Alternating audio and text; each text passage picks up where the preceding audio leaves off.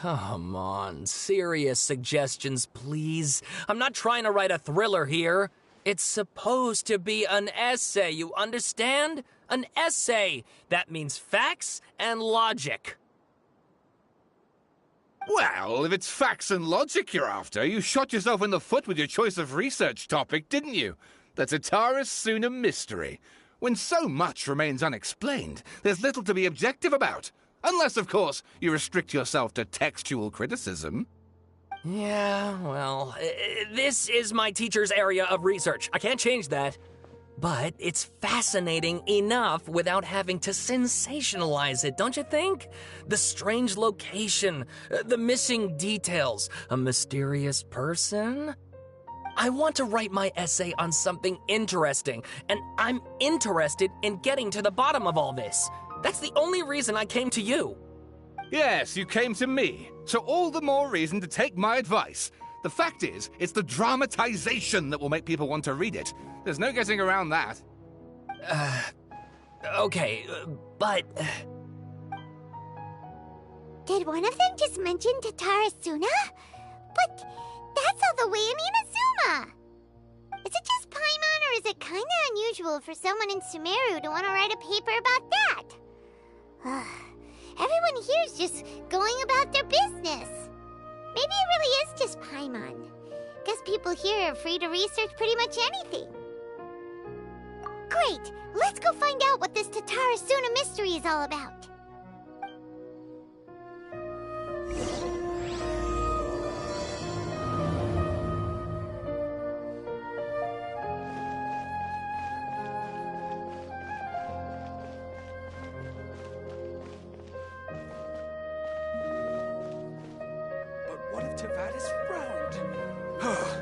Alright, I guess I'll go with my textual criticism and your editorial direction for the first draft. I have a feeling that the missing Kabuki Mono will end up being the main focus of this paper. Ugh, if only we knew where to find that traveler. From what they say about him, this seems like the kind of thing he'd know about. Oh, you're the traveler, you say? Hey, what's with that face? Don't believe us? No, of course I believe you. Actually, I first heard about your great exploits when I was still in Inazuma. This is my first time coming face to face with you and your mysterious silver-haired companion. I couldn't believe my luck, and out of force of habit, I started, examining the evidence. Sorry. Oh, Sawada, for the love of... Sorry, we don't get out much, so our social skills are kinda lacking. Traveler, I hear you've helped many people a great deal and been to many places. Would you be able to tell us about Tatarasuna? Actually, we don't know much about that place either. In fact, we only came over here because we heard you talking about it and wanted to learn more. I see. My teacher chose this area of research as a personal challenge. He said it's difficult to get into because even Inazumans don't know much about Tatarasuna's past. But who'd have thought that... If you don't mind, I'd love to show you all my outline for the book I'm writing about Tatarasuna. Hold on, Sawada. Don't you think that's a bit of a deep dive for a first read? Well, fair point. In that case, please ease yourselves in gently by taking a look at Akaba's latest essay draft. Let me give you some background. This all started with the discovery of some records in Tatarasuna. The writings mentioned someone by the name of Mikoshi Nagamasa, who crafted a fine blade. But in the end, he threw it into a fire to destroy it, and killed his servant Katsuragi. Why?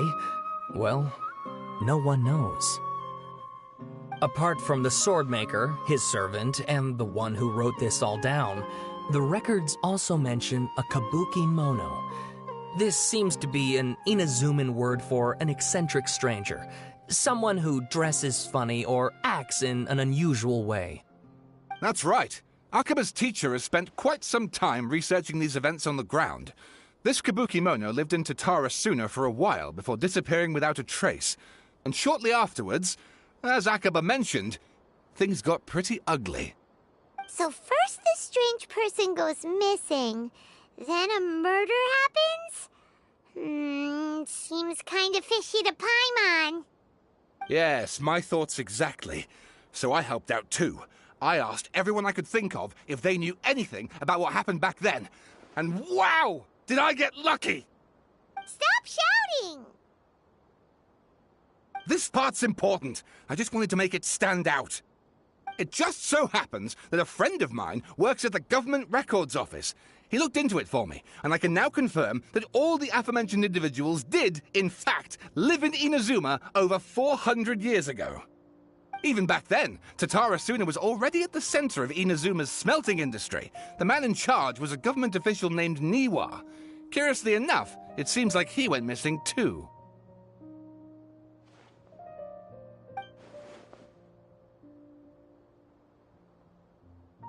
Wait, so there are 2 missing people in the story now? That's right! What's more, Niwa is a name with a lot of history to it. Have you ever heard of the great swordsmith clans of Inazuma? Oh, the swordsmiths? Yeah, like Ishin art and so on? Wow, yes. You really know your stuff.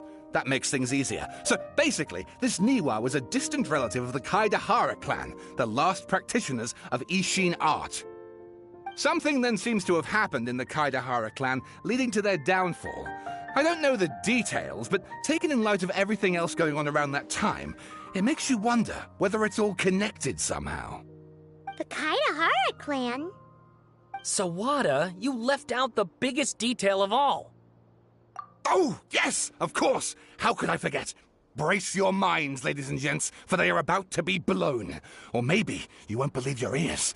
I wouldn't blame you, of course, because in all my years as a writer, this is by far the most. Get to the point, for Pete's sake.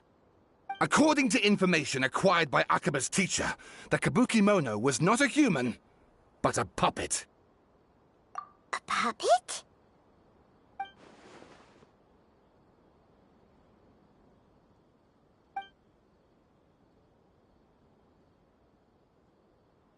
Aha! Judging by the looks on your faces, you do know something after all.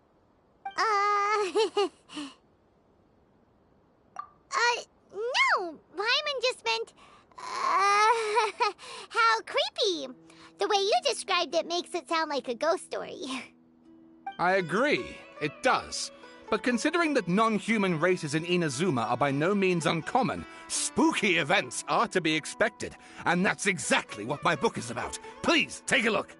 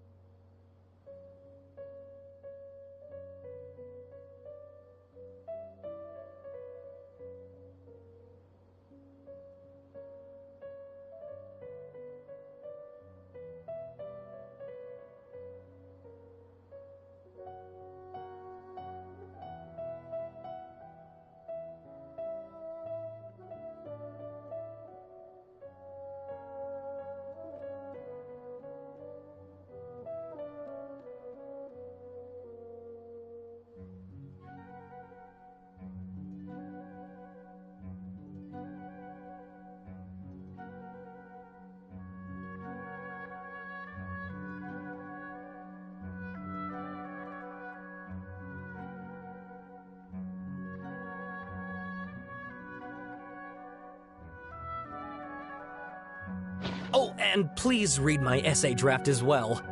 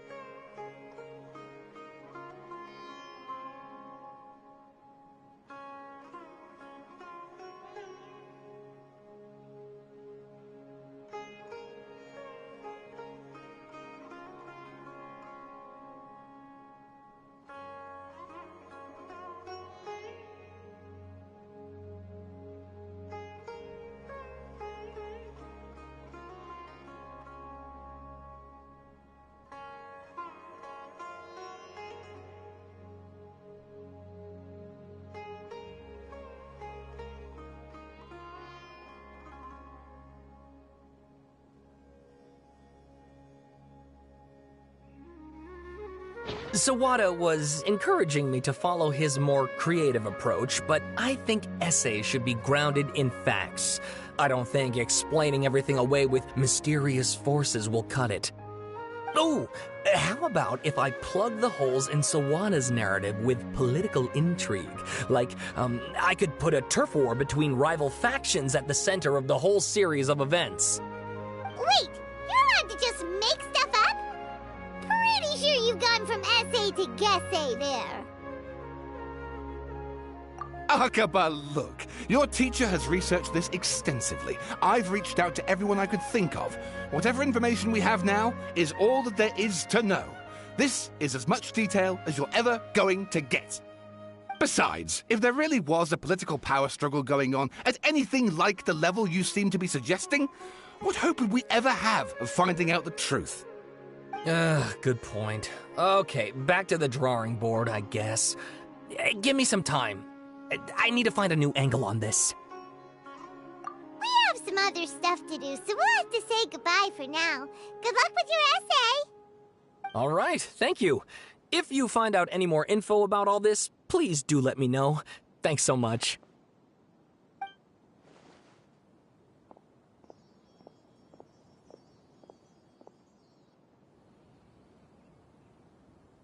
Hey, so that thing they were talking about, it has to do with the balladeer, doesn't it? Okay, then even if we did know something about it, we probably couldn't share it with them, huh? After all, we kicked his butt and got him locked up. Information about people like that is usually super confidential, isn't it? If you ask Paimon, Akaba should just pick a different topic. There must be as many essay topics as there are trees in the forest. There's no point in...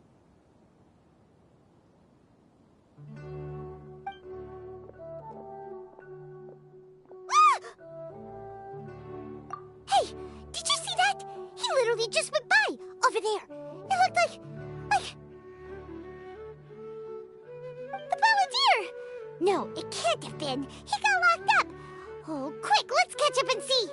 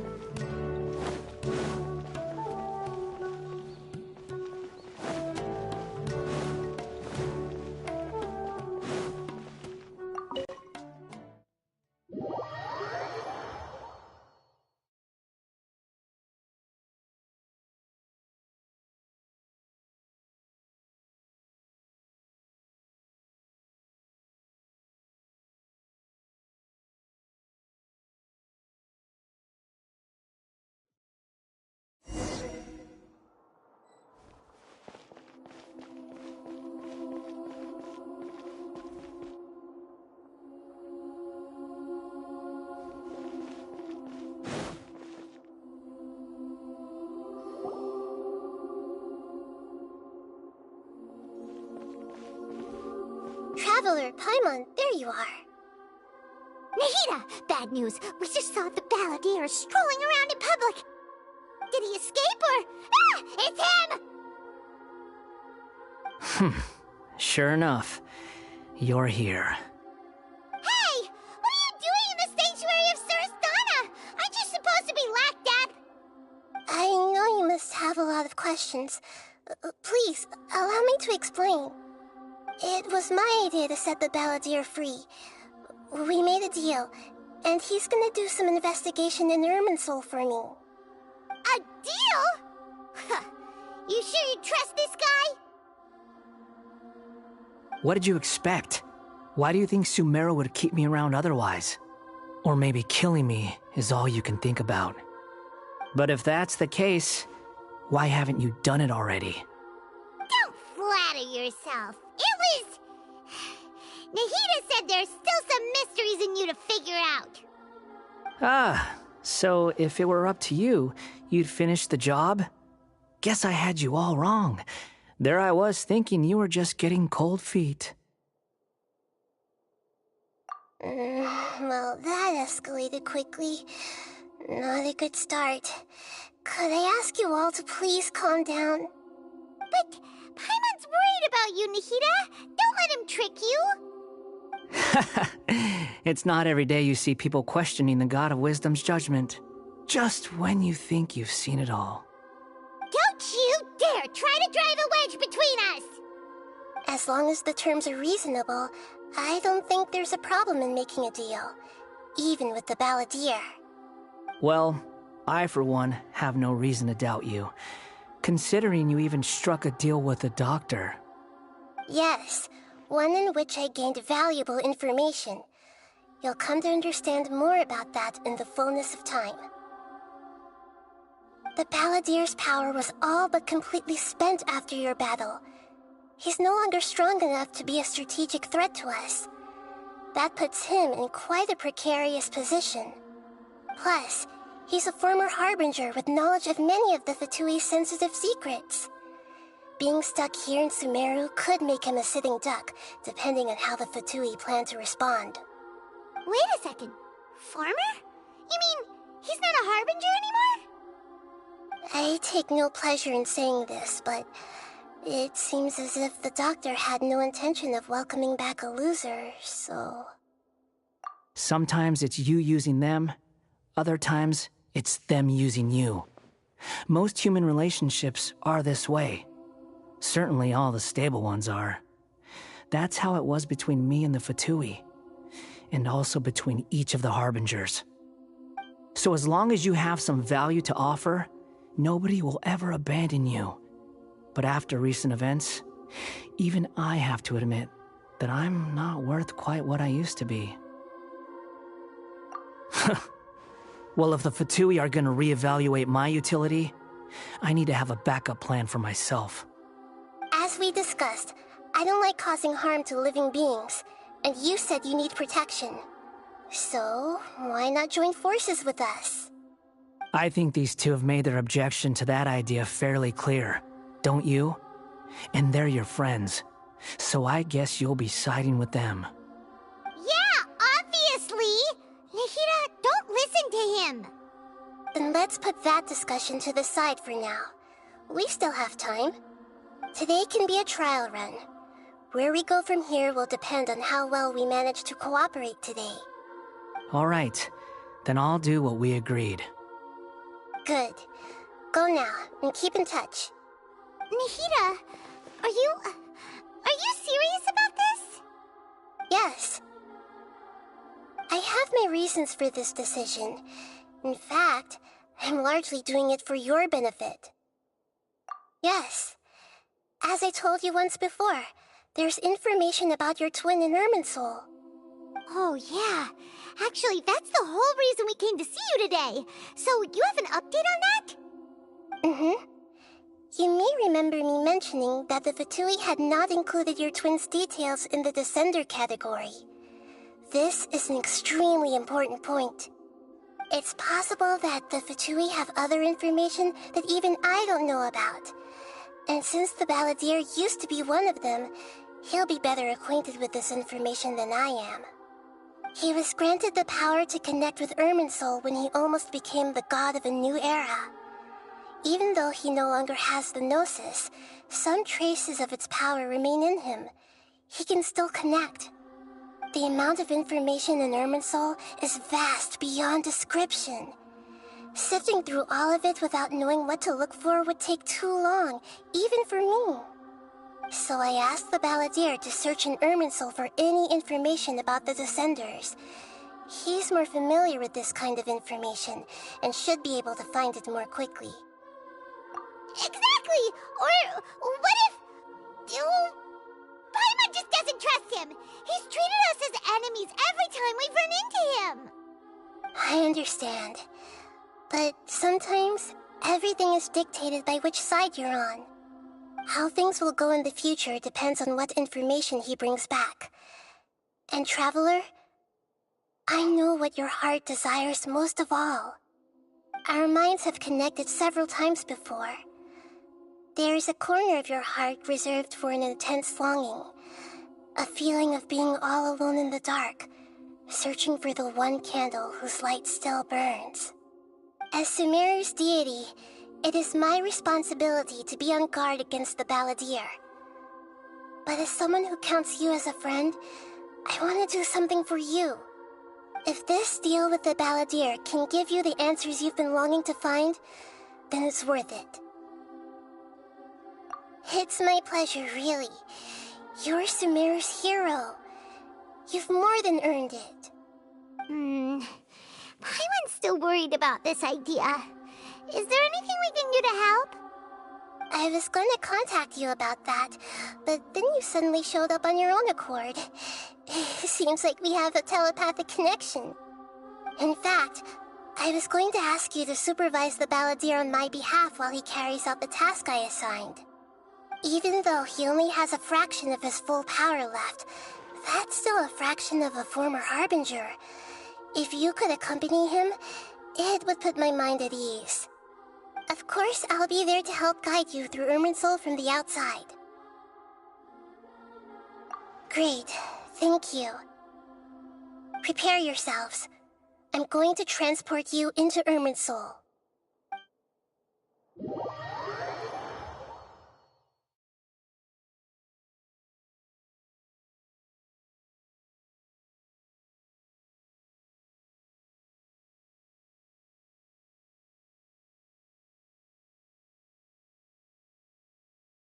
Wow, it looks pretty different here compared to last time. The colors are gentler. Guess that must be because Sumeru's at peace now.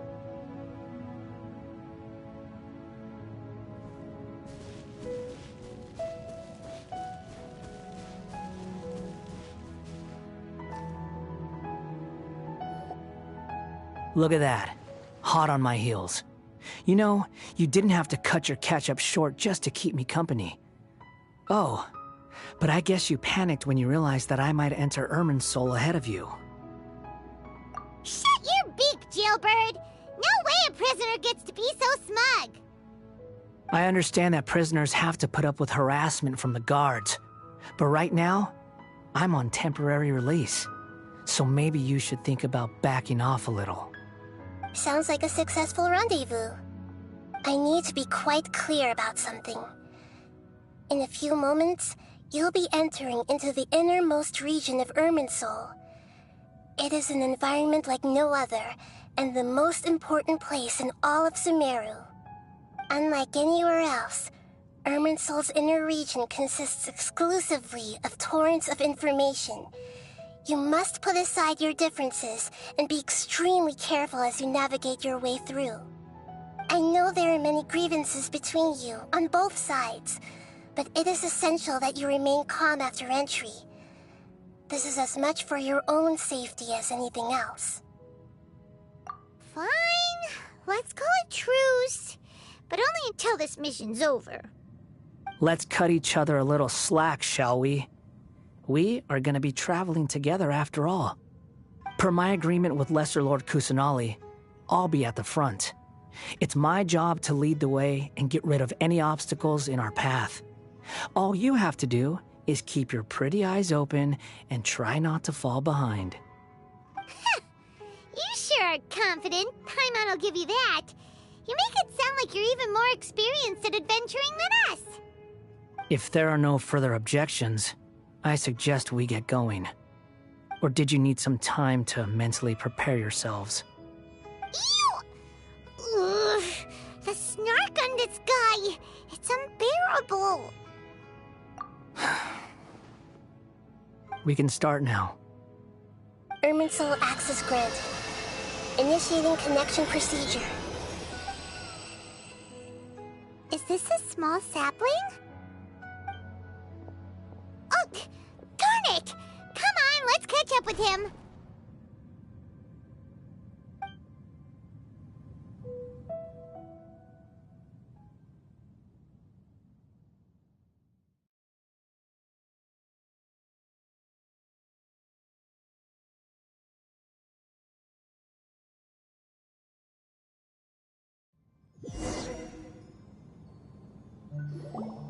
Wow! So this is the inside of Irminsul. Ooh! Paimon's never seen anything like this. And it feels like a sacred place. Irminsul is closely intertwined with the entirety of Teyvat. Every bit of information flowing here means something. Pick your jaws up off the floor. It's time to go. Why is it that Paimon just wants to do the opposite of everything he says? Lesser Lord Kusanali, we will now proceed to the heart of Irminsul. Can you still sense where the heart of Irminsul is? Yes. Permission to begin searching for information there? Permission granted. Go ahead. Let's go. Stay close. Don't go running off. Hey, so, say we did go running off in here. What would happen? What are you smirking at? I was just imagining the look on your travel companion's face if you went and got lost. Anything's possible in here. You can't rule anything out. So if you want to stay safe, your best option is to stick close to me.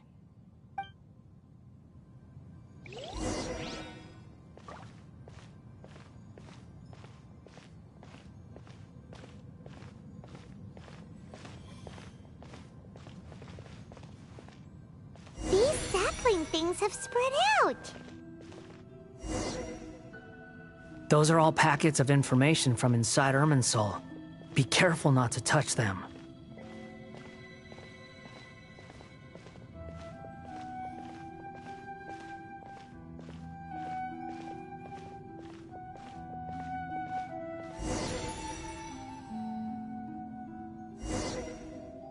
It looks the same in every direction.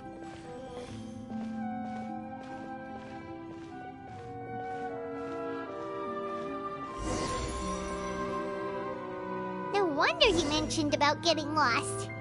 Huh. What do you know? He was actually telling the truth. Is he mocking me again? What is it this time? There's a time and a place to lie, but this definitely isn't it. So why don't you relax your guard a little?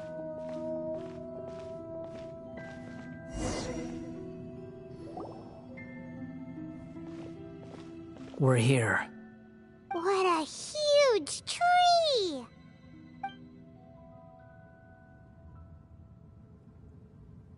Lesser Lord Kusanali. Good, you made it. Are you ready?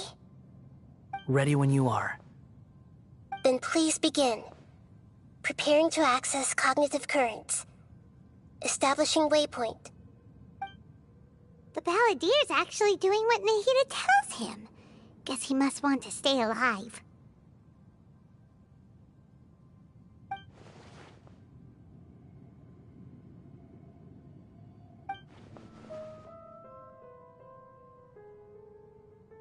The rest is up to you. If you discover anything at all, make sure to share it with us. Will do. Huh. For once, we're the ones with nothing to do. Traveler, Paimon, would you like to talk?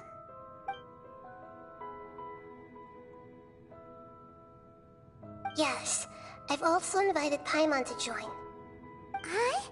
What the? We can talk to each other inside our heads?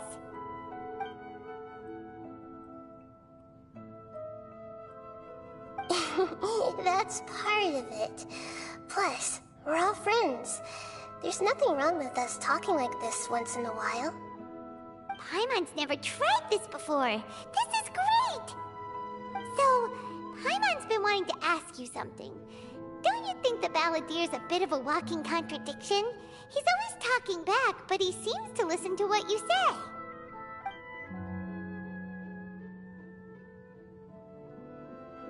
As I've told you before, there are still some mysteries for him to resolve. Things that are clear as day to me, but that he has yet to understand. Perhaps today will be the day that he finds some answers.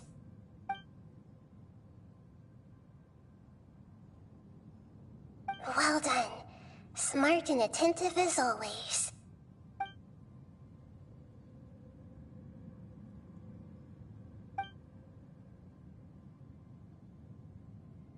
So, you made contact with that part of his mind.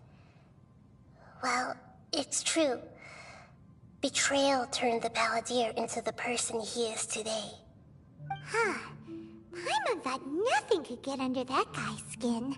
Turns out, he can get hurt and angry just like anyone else. Everyone has a history, Paimon. Even if you're a puppet created by the Electro Archon.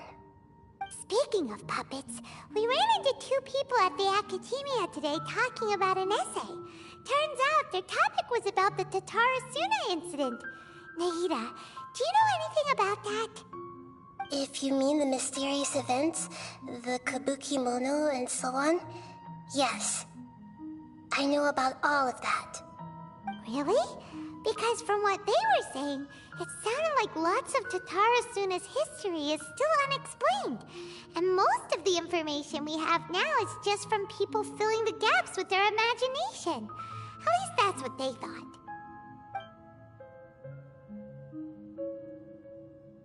Oh?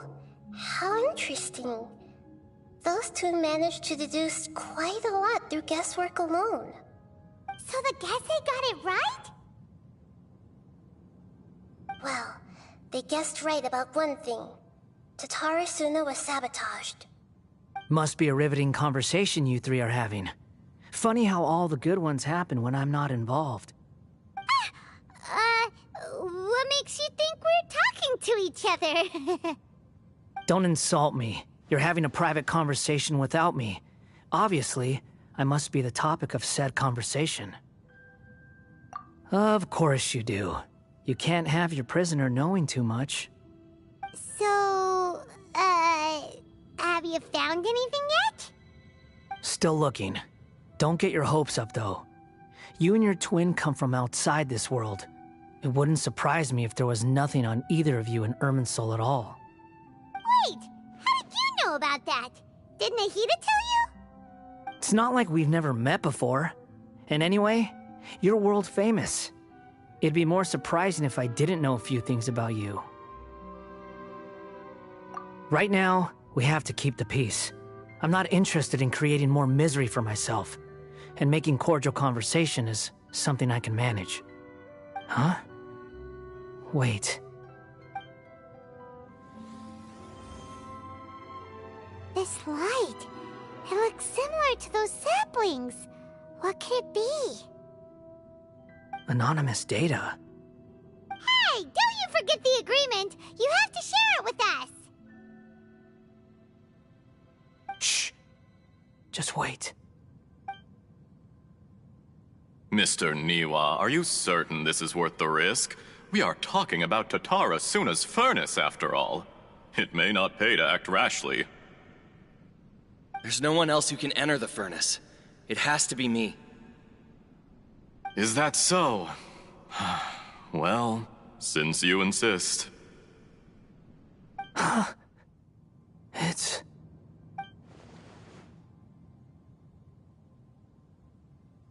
Whoa!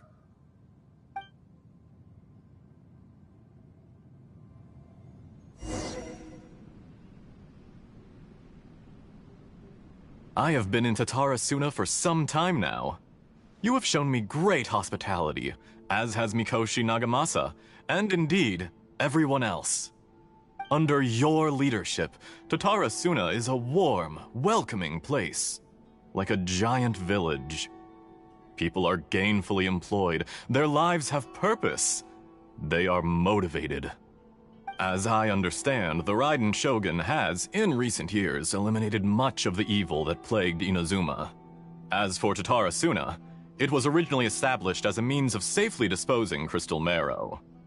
The forging industry with crystal marrow as a raw material has since flourished, giving rise to generations of swordsmiths.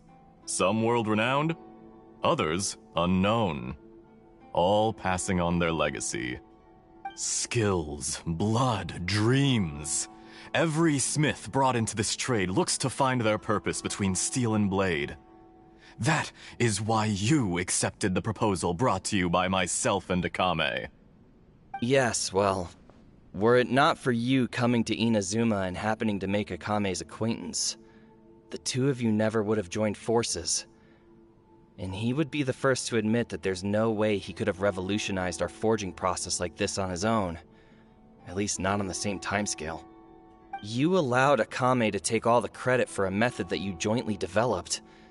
He sold it to me, and now every piece of ore here is smelted using the new technique. Even now, you remain one of Tatarasuna's key consultants. working right here alongside us. I believe it is you, sir, who are truly responsible for the changes in our manufacturing and forging methods. You flatter me. From the outset, I saw much that was commendable in the forging industry of Inazuma, and it has been my great honor to befriend you all. So you say, Escher. But is this really the truth? My good sir, what do you mean? I tried to resist thinking it was all connected, because I didn't want to speculate, and I didn't want to believe that things could turn out this way. What have we gained from adopting your new technology? Ominous black smoke? Mounting production problems? Worker fatigue and casualties are up and continuing to rise at an alarming rate. And recently, as you well know, someone died because of that strange filth inside the furnace. We've kept the truth from spreading outside, but still, I suspect you understand it better than I do. None of the people who went out to get help have come back. Now, our mutual friend, the Kabuki Mono, is taking the Golden Feather to Narukami Island to seek an audience with Shogun. This is our last hope. But that doesn't faze you, does it, Escher? Nothing does. Otherwise, why would you still be standing there with that smile on your face? I'm just surprised that you finally chose to be so sincere. I'm sure you've been harboring these suspicions for quite some time. Mikoshi Nagamasa may have noticed that there was one common denominator among all these events. Namely you, Escher. But Mr. Mikoshi is more cautious than I. He does things by the book. After all, Nagamasa is the adopted son of Mikoshi Torichio, the yokai struck down by the Shogun's own hand. If he truly seeks to redeem his family's honor, an abundance of caution is well advised. You're well informed on the subtleties of his situation for a mechanic all the way from Fontaine.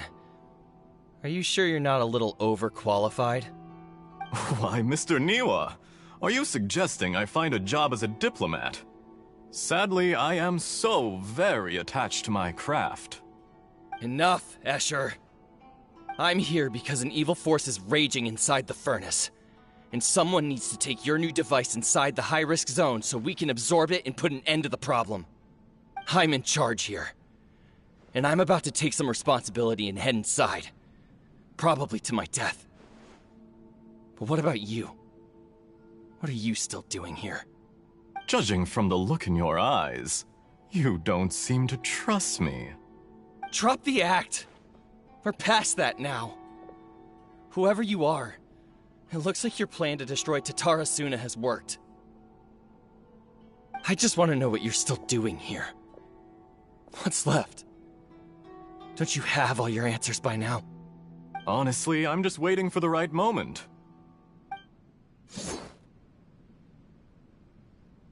A moment like this, where you finish talking and I stop you from entering the furnace. You...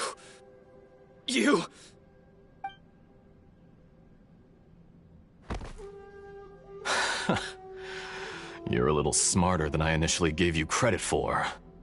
I thought I'd disguised myself exceptionally well, at least for the first few days. But to my surprise, you had your people look into my background right from the start. It's a long journey from Inazuma to Fontaine, but that didn't stop them. Eventually, they managed to confirm that Escher was an alias, and that I was not from Fontaine at all. And yet, despite all of that, you still fail to realize my true identity, and what I seek in Tatarasuna. Did you really think you would be able to see through my plan? If you kill me, there's no one who can get inside the furnace. So you're really going to destroy this place? Is that it? Oh, but you're quite wrong. There is one other person.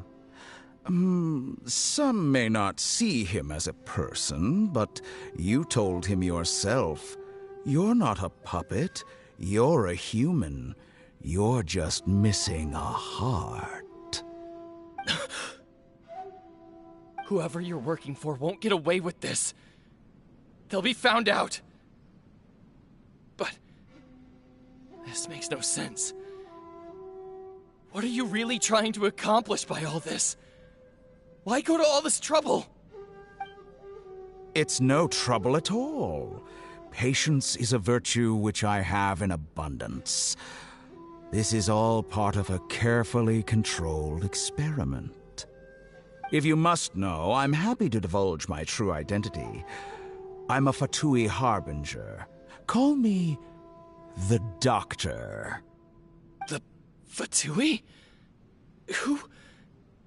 What do you want? Just to create a minor inconvenience for your nation. That's it? That's why you gave us your cursed technology? Just to let loose the evil energy from the crystal marrow?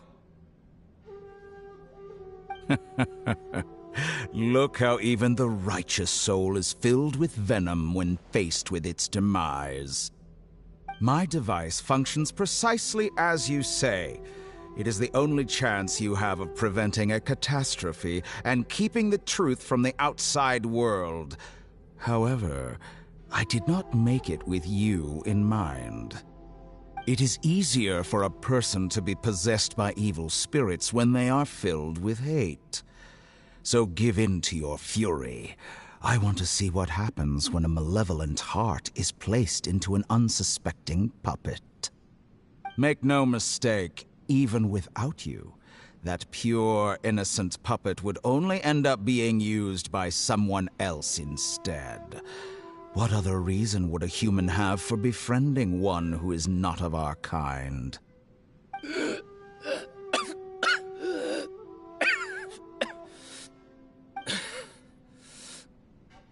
If you give him my heart, tell him that both Nagamasa and I see him as one of us.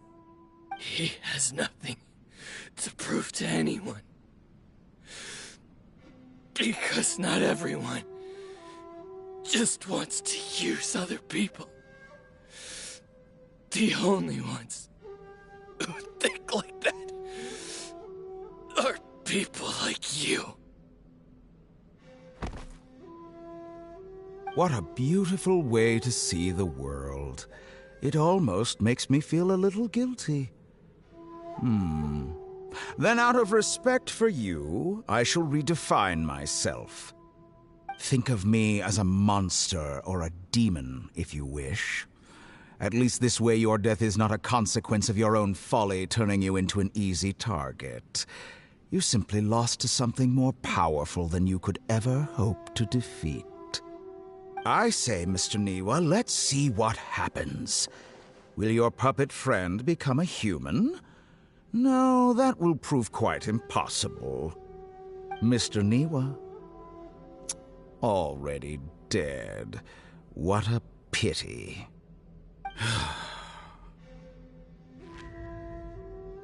Jester, I have completed the task you gave me. Creating a gap and infiltrating Inazuma's inner workings. What fun it was. I'd like to introduce a puppet to you. If he proves useful, let's make him our newest comrade.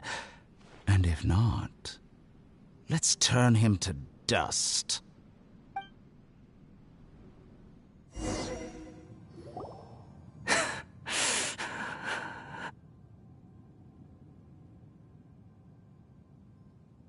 Hey, are you all right? Dottore.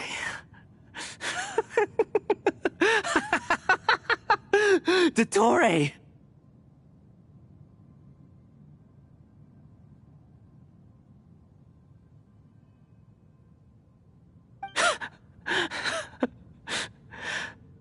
Good. Good. Was that the doctor? Did he turn into a mechanic from Fontaine? things from his perspective. When I touched the doctor to confirm whether he'd eliminated all his segments, I read this memory in his mind. You have to admit, it must be the truth. Maybe so, but it means nothing. Does it? But this memory shows that Niwa didn't betray you. He never meant for you to be the one to take the device into the furnace. You know very well what that means. Even more so than I.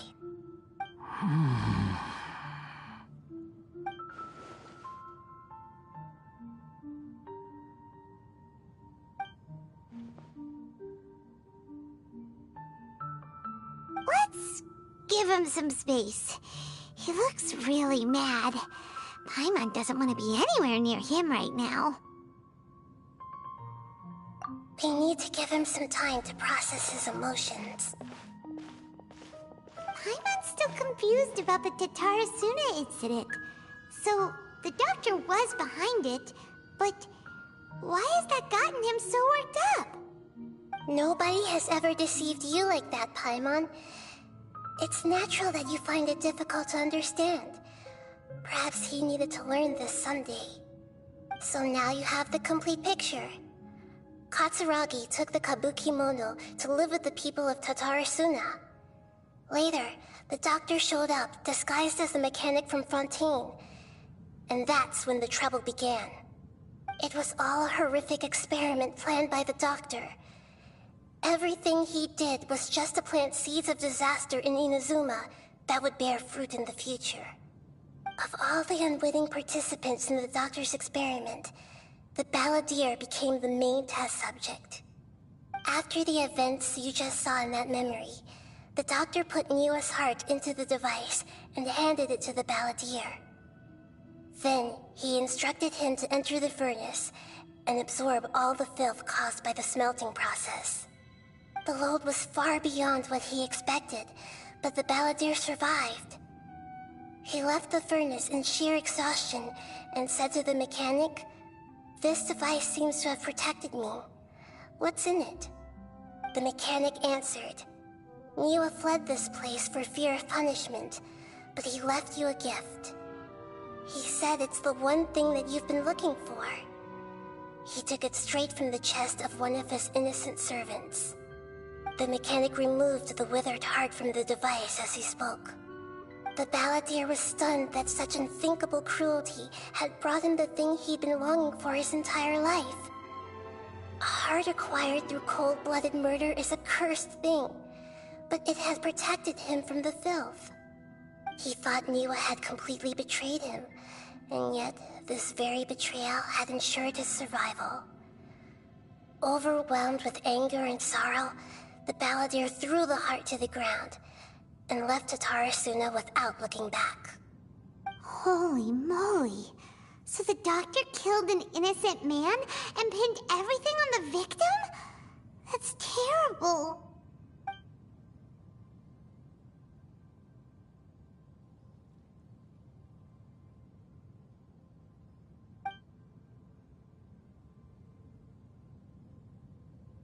Yes. Only if he understands this can he choose a new path forward. Dotori, you brazen-faced... Niwa didn't run from justice. You killed him.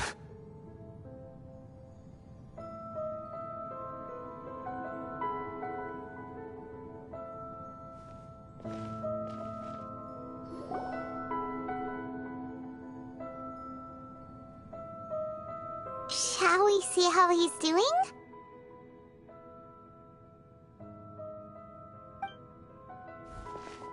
Hey, you alright? That's a scary expression. Are you worried about me?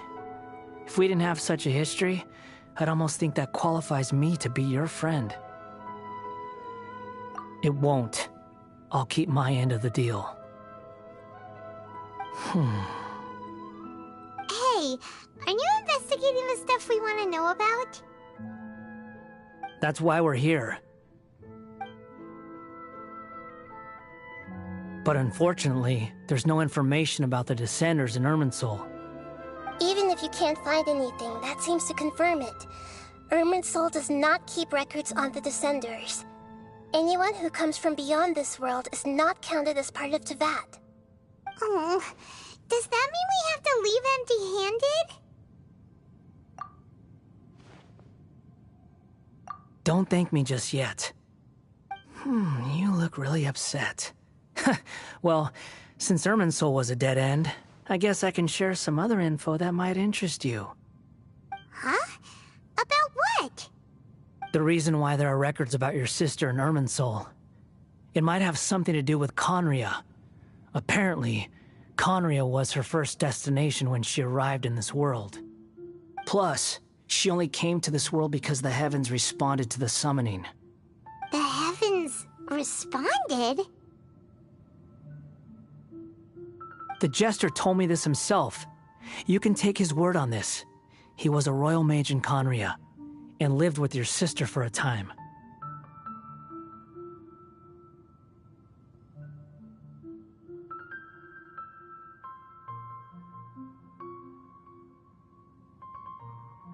I don't know the details.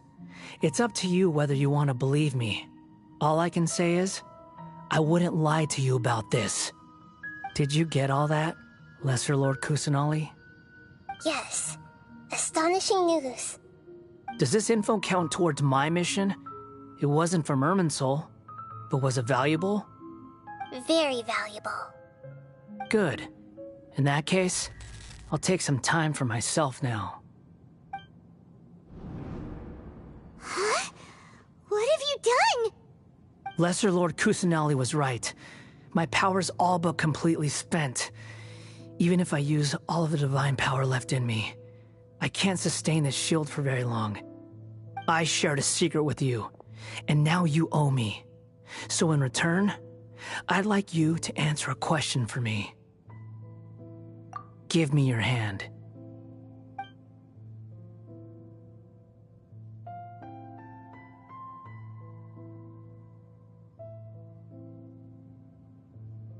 Can you hear my voice inside your head?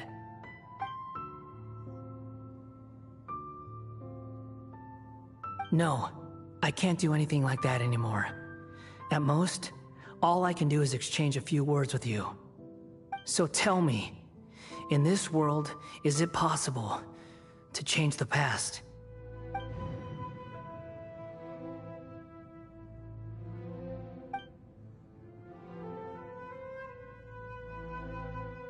Done. Huh? What the? What happened?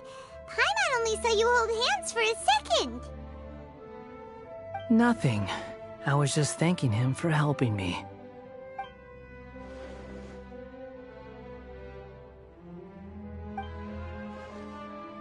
So long. I suggest you get yourselves out of here quickly.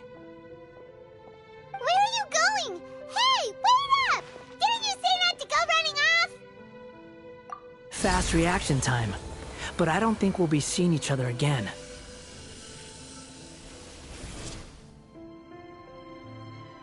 From this day forth, the names Balladeer and Kabukimono will cease to exist. Those who died in Tatarasuna because of me deserve another chance at life. Hey, Balladeer! Don't do anything stupid! You know, I never did like insects. Hordes of the puny things swarming together can be a real nuisance. And I enjoy nothing more than to stamp them out like the pests they are. But if a colony of harmless ants isn't threatening anyone, I guess they deserve to be left alone. Luckily, everything can be set right. It's time to solve this once and for all. Balladeer! Balladeer! Uh-oh, he disappeared. Come on, we gotta find him somehow.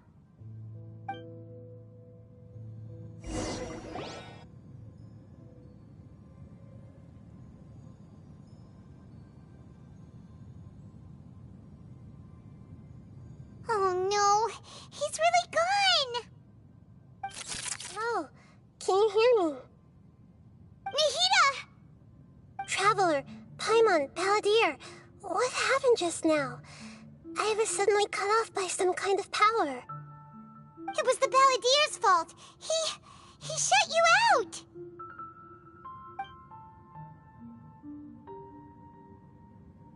I didn't think he'd be capable of something like that with so little power left. Did he keep some of his power hidden when he was defeated? Or did he achieve something beyond his abilities, and it took everything he had?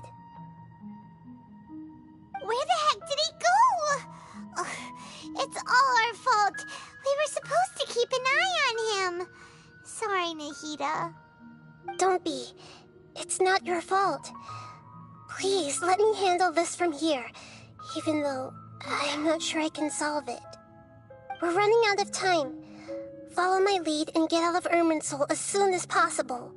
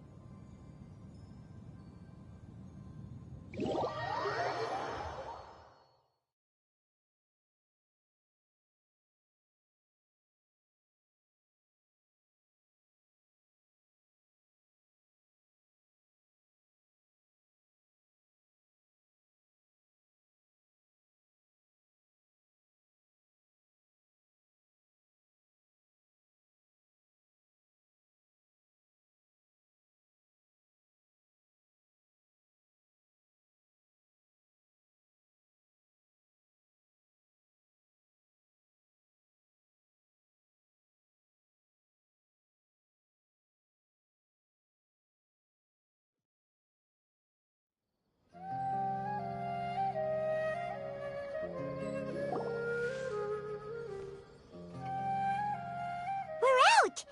And we're at, an inn or something? This is an emergency. I'll have to ask you to stay here for now. Everything's arranged, and nobody will disturb you. I'm sorry, but this isn't something I need your help with. Leave this one to me. An emergency? How bad is it? Nahida, will you be okay? Don't worry. If my assessment is correct, though there may be some minor disturbances, it won't lead to a disaster. Please rest and recover your strength here until I say it's safe. Her voice has gone. Paimon can't shake the feeling that something really big has happened. What do you think the Palladir meant? And why did he suddenly grab onto you before?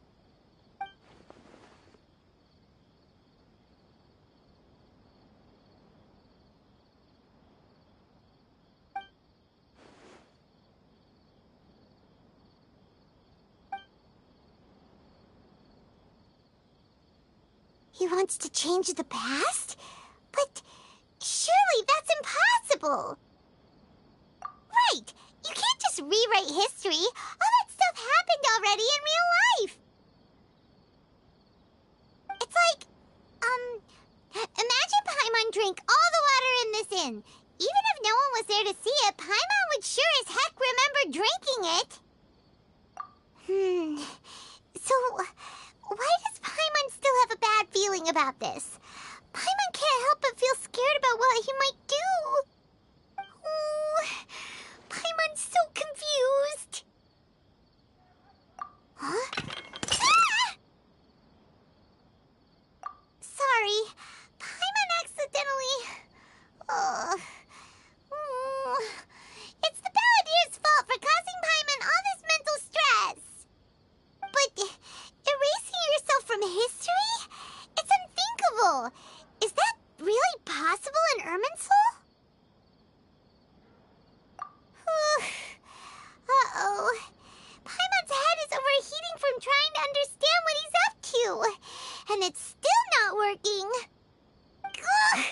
Paimon's had it with that little brat. He's been nothing but trouble ever since we met him. There's no way he'll actually succeed, right? Otherwise, won't everyone who's connected to him be affected too?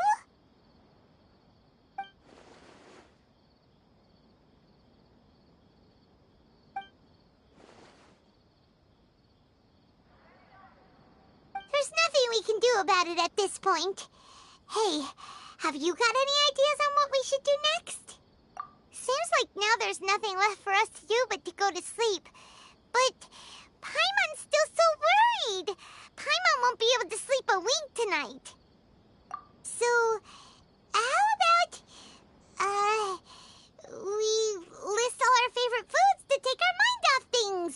Heck, if that doesn't work, Paimon's probably gonna collapse of anxiety here. Alright, Paimon will start. First dish.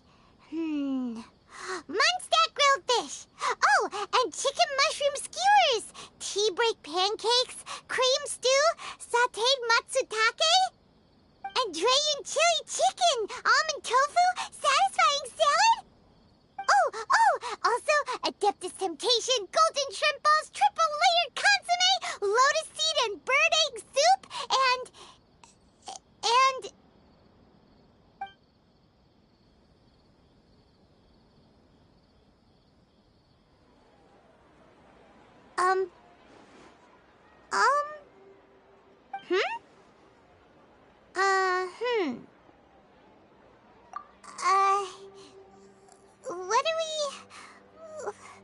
what was Paimon supposed to be doing just now? Paimon was, talking? Huh. Paimon suddenly can't remember what she was talking about. What was it again? The balladeer? Is that a food too? Huh. Weird name, though.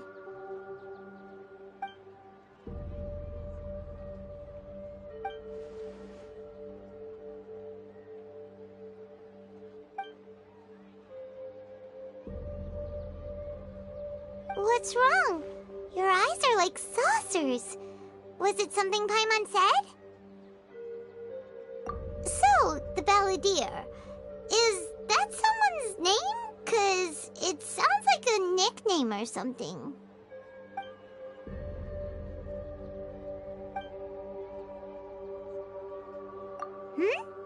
Okay, sure. Where are we going? Huh? Fine by Paimon, but is everything okay? You're acting like this is an emergency.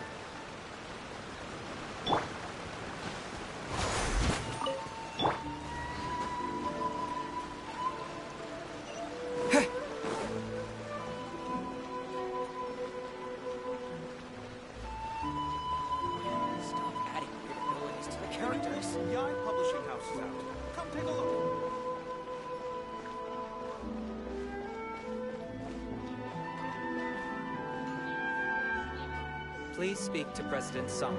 I'm just a helper. How can I improve my culinary skills?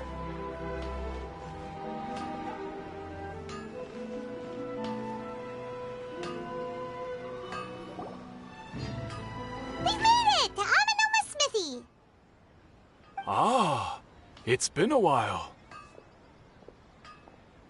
Of course. Go ahead. Oh. Now there's a question I wasn't expecting.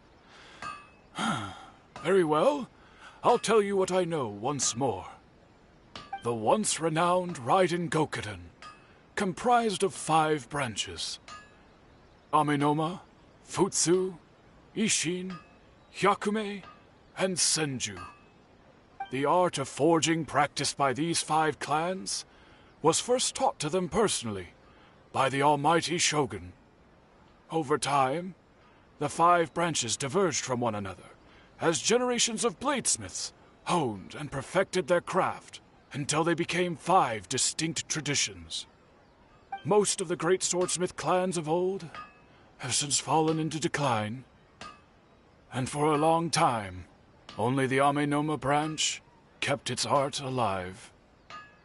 But fortunately, Kaedehara Kazuha recently returned to Inazuma and took up the mantle of the Ishin art. Now, 2 clans remain of the original Gokuden 5. If my memory serves me right, you yourself were present when he forged the Ishin blade. Oh, yeah, we were! Paimon remembers that now. We learned a bit about the decline of the Raiden Gokuden then, too. It seems like such a shame. That, my friends, is a tragic tale indeed. In fact, this was not made known to me for most of my life. All these years, I knew of those great clans' demise, but never the cause. Only recently, when the question was on my mind, did I ask Kaedehara Kazuha about this. He told me that, as we are both heirs to a branch of the Raiden Gokuden, it was right that I should know the truth. There is no harm in telling you, but I must warn you. It is a dark and sorrowful tale. The Raiden Gokuden were the targets of a murderous rampage by a vengeful bladesmith. Vengeful? Why? 400 years ago, so I'm told, there was a catastrophic malfunction in Tatarasuna's furnace. One brave swordsmith heard the commotion and chose not to flee, but he rushed to the scene, hoping to prevent a disaster. Tatarasuna was home to a state-of-the-art forging and smelting operation in that day, and overseeing it was the armory officer. His surname was Niwa, though he had family ties to the Kaedehara clan. Knowing that they had just one chance to save countless lives, Mr. Niwa and the swordsmith leaped together into the furnace. The furnace quickly stabilized, but neither of them made it out. The smith's death, though heroic, dealt a devastating blow to his family's fortunes. His orphaned son was left to fend for himself, and grew up deeply resentful at the world. In his heart, the whole of Inazuma was culpable in his tragedy. He hated the almighty Shogun for her apparent indifference towards his father's death, and he hated everyone who had done nothing to try and save him. Powerless and destitute, the only legacy he had to pass on to his children was his hatred. Generation after generation bore this grudge, living in utter misery. Alas, if only the story could have ended there. But 100 years ago, the then head of this family reached the end of his wits. He could bear their fate no longer, and yet he could do nothing to change it. Finally, he made a drastic decision to take revenge on the Raiden Gokuden. In doing so, he sought to vent his pent-up anger and shake the very foundations of Inazuma's forging industry. In his fury, he murdered indiscriminately, killing even bladesmiths from the Hyakume clan which he belonged to. His goal was absolute, the devastation of all of the Raiden Gokuden. But when he came to the Kaedehara and Kamisato clans, his killing spree came to an abrupt end. He failed to catch them unawares. They fought back fiercely, and they did not spare his life. That is why the Kaedehara clan and their Ishin art survived that day. I suppose they were the lucky ones, under the dire circumstances.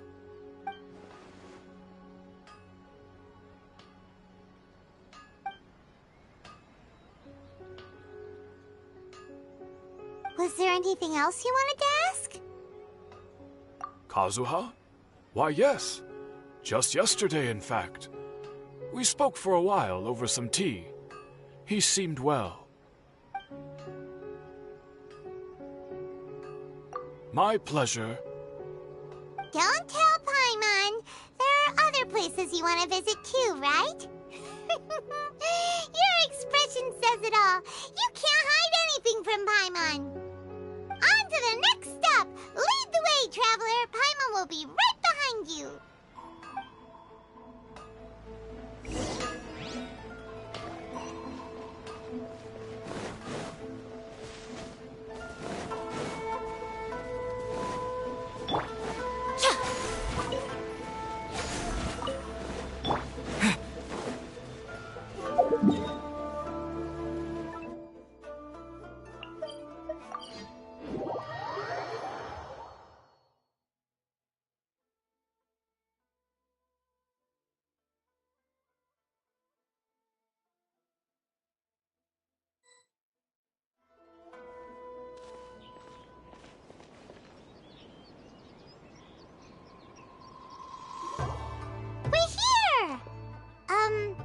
This is the Yashiro Commission's headquarters, so...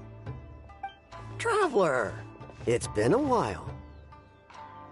If you're looking for the Commissioner and Miss Kamisato, I'm afraid your timing is unfortunate.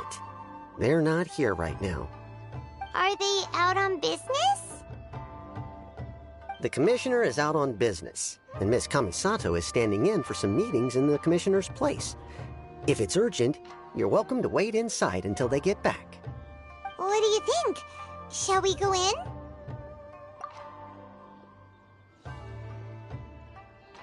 If it were anyone else, I couldn't allow it. But seeing as you're so close with the Commissioner and Miss Kamisato, I think it should be okay.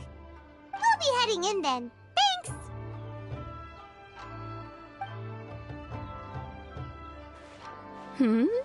Hello, dears. Is there something you want to say? Of course, traveler. Yes, I know who you are. Miss Kamisato has told me about you. What would you like to know? Oh, they're both very well indeed. Lately, Miss Kamisato has been rather busy attending all kinds of meetings and occasionally paying visits to some local organizations on the Commissioner's behalf.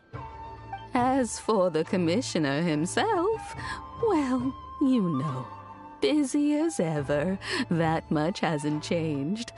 Although he does seem to be in a rather good mood these days. So pretty much business as usual in the Yashiro Commission, huh? Very much so.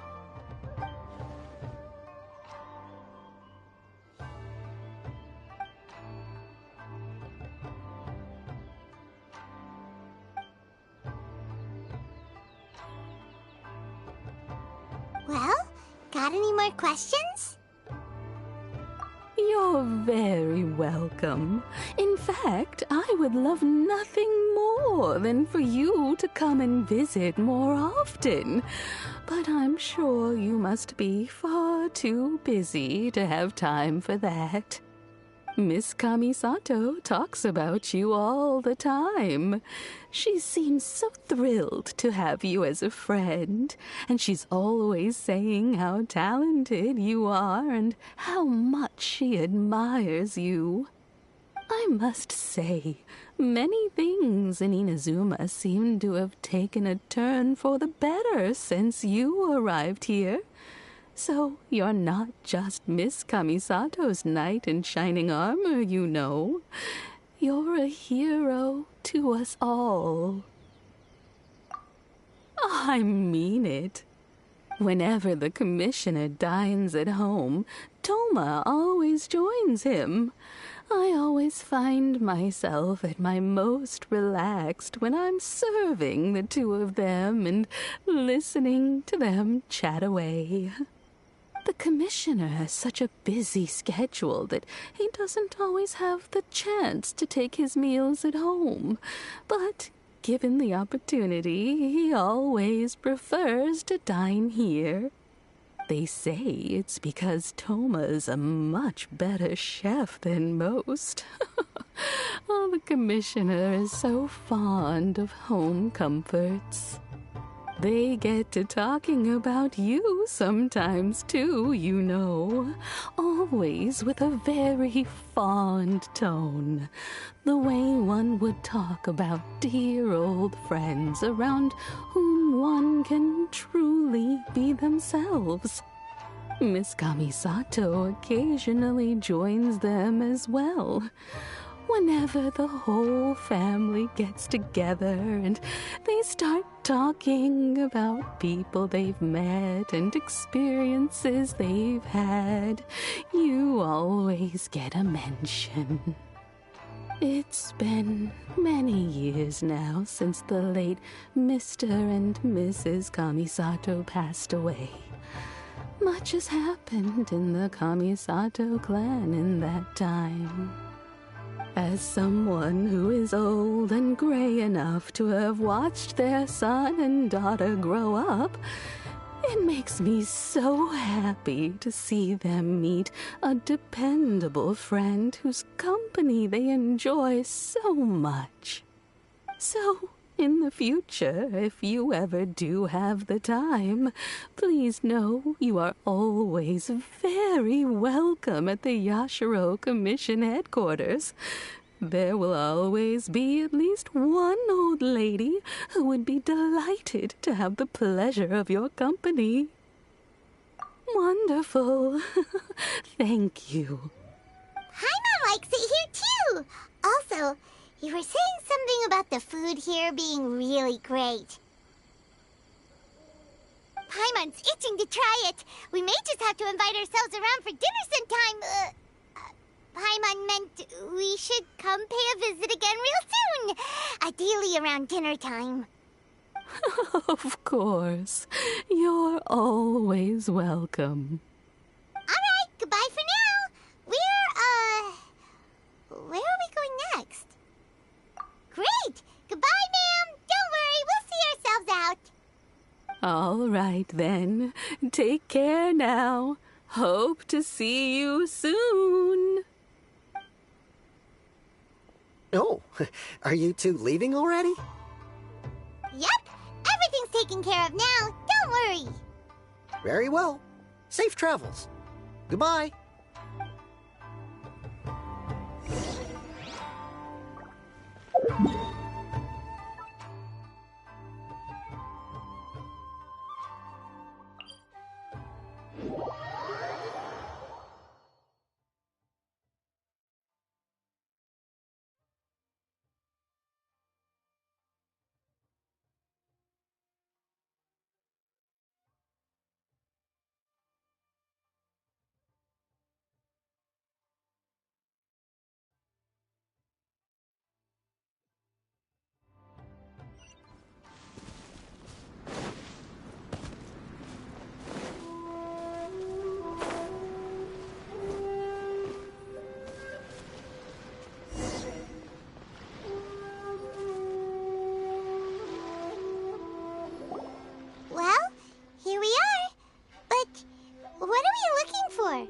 Something or someone? Do my eyes deceive me, or is that the Traveler and Paimon? Xavier, what are you doing here? I was in the general area, and now I'm in this specific area. There, that's me. So what about you two? We have some questions and thought you might be able to help. Certainly do. I've researched the furnace here in some depth. If there's anything you want to know, just ask away. Like the back of my hand. Make no mistake, I have been here a good many times before. Not only that, but I've met people in Inazuma whose families used to live in Tatarasuna years ago. They said it's all true, the history here. Oh, well, it's a long story, don't you know? The tale of Tatarasuna starts a long time ago. I'm told that its history is one of the most foremost forging and smelting operations in the nation. Goes back around 1,000 years. Still, the furnace has had a couple of serious maintenance issues along the way. A couple? When exactly? One was just in the last few years, the other was several hundred years ago. A fun fact, I'm not the first Fontaine tech guy to come and work on it either. There was a guy back then, too. They say he was a mechanic who consulted on a technology upgrade.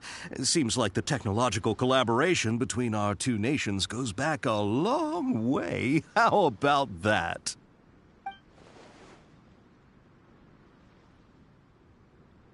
Hey, weren't you gonna ask Xavier something about Tatarasuna?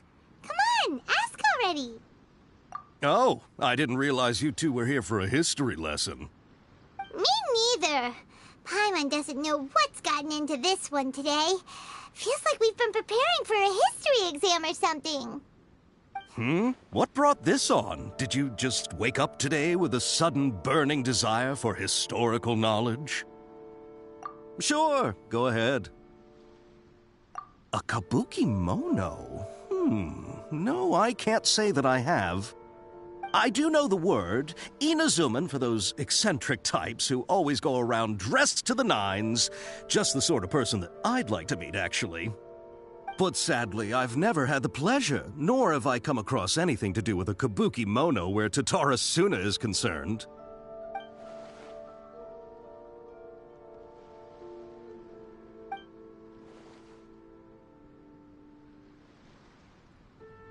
Of course! Don't mention it. Oh, we're leaving? Okay, bye, Xavier! Oh, you're most welcome. More than happy to help. Farewell. Looks like you got all the information you're looking for. Sure, but what's up with you today? Whatever it is, it seems like it's really troubling you. Keep your smile, Spinal Crocodile. No matter what happens, Paimon will always be there for you. Come on, you gotta keep it together. Why don't you grab something to eat? You can't go facing life's challenges on an empty stomach. Alright, let's head off and go meet Nahida.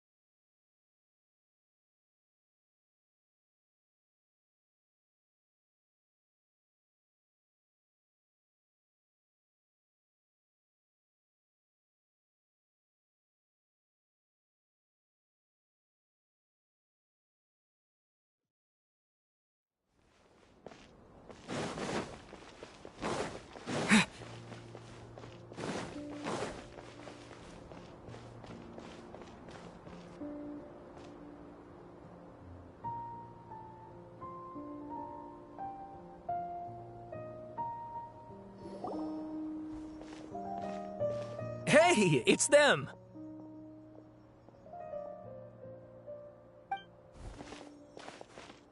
Akaba, Sawada, you're still here? Indeed we are. If you have a moment, we'd love for you to join us once more. We have time. What do you want to talk to us about? It's the same topic we discussed last time. Obviously. Still looking for more info about Tatarasuna, huh? Should we join them?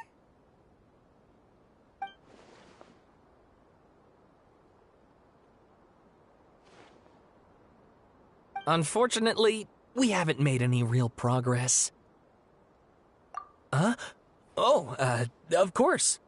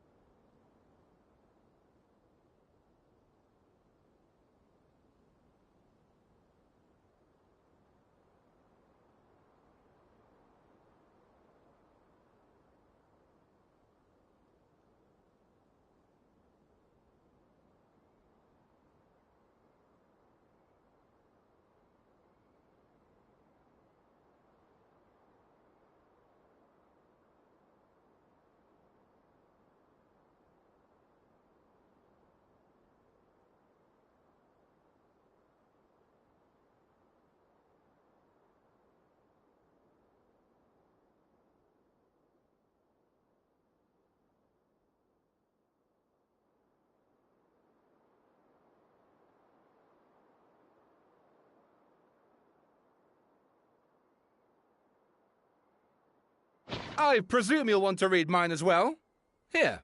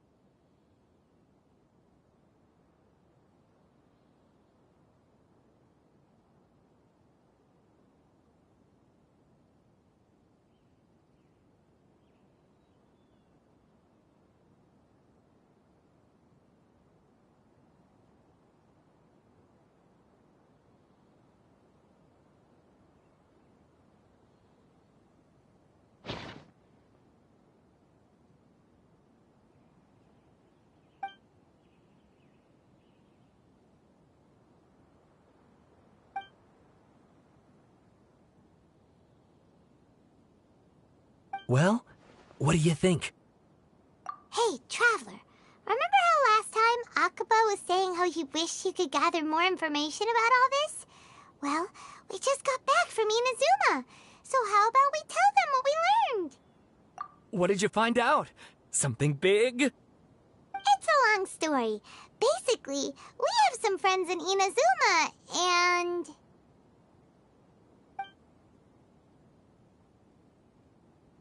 Wow, so many new details. Thank you so much for sharing that with us. Well, well, so it all comes down to one man's desire for revenge. Huh.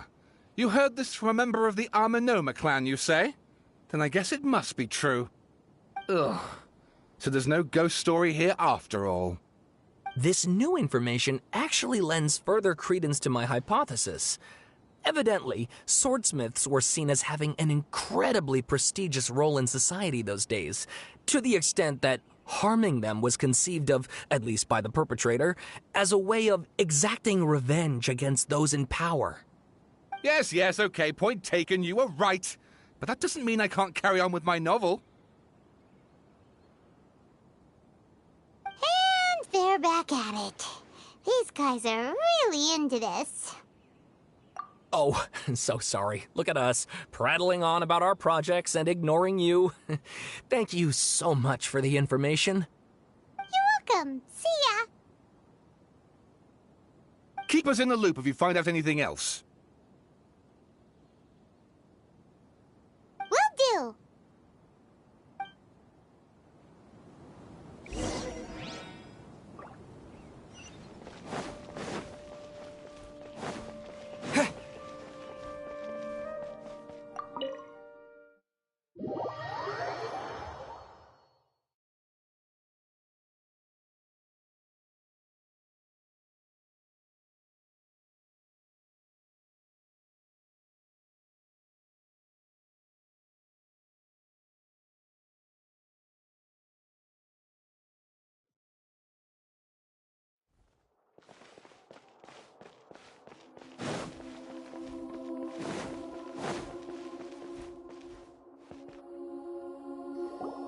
Nahida, we're here!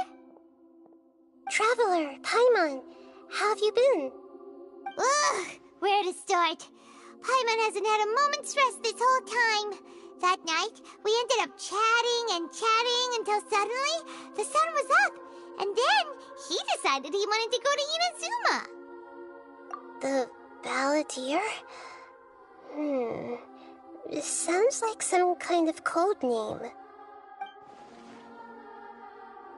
You look troubled. Is there something you need to tell me?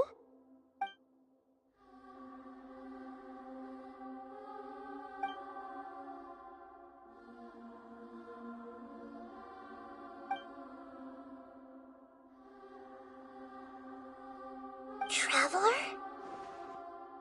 Hey, what's wrong? You look so upset.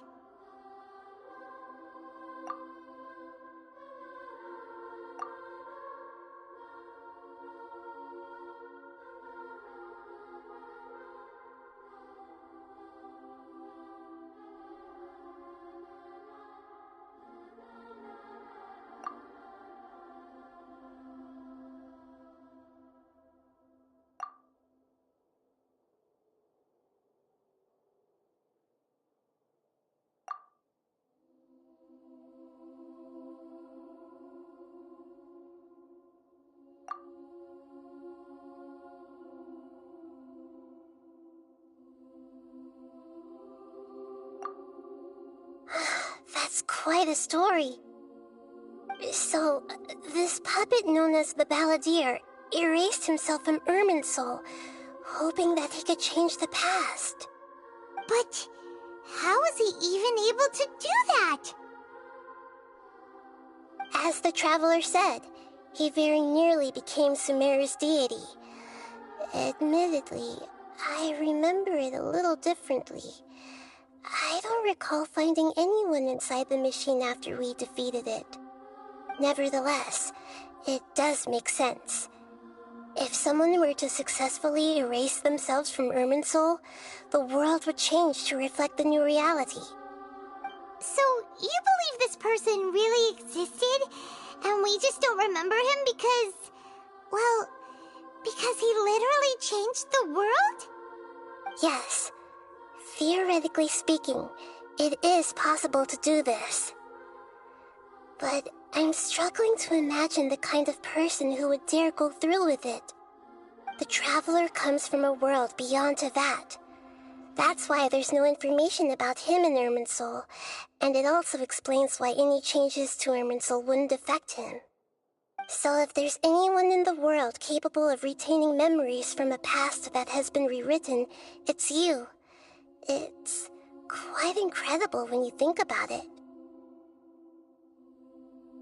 Paimon's having a hard time understanding this Balladeer guy's motivations. Why did he do it? I can only make inferences based on the information we've been given. As for what kind of person he was, only you remember that.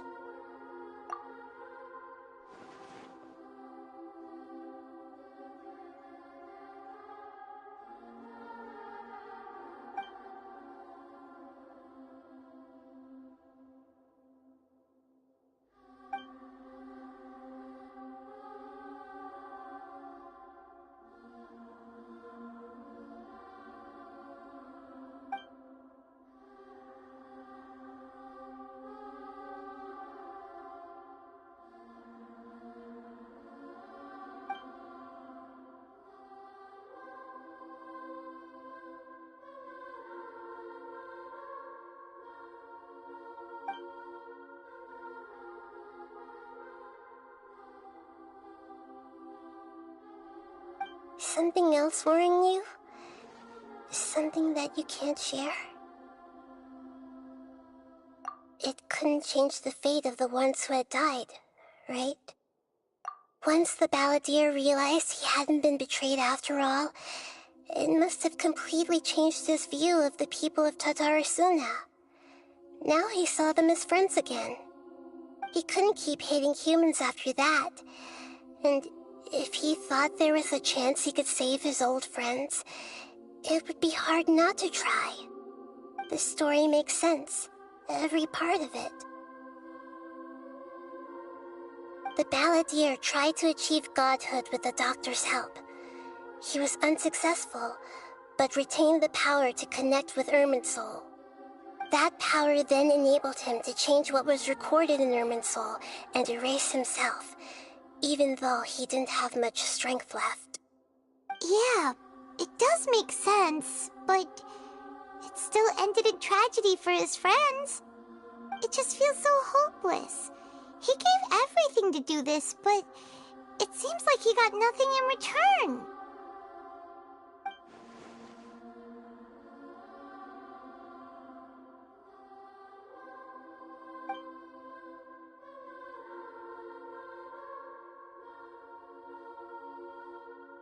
Please wait a moment. I want to check something. Found it. This should be the one. It turns out that I have a strange way of confirming everything he has told us. What is it? A record from a personal collection. It was tucked away in a corner. You should take a look.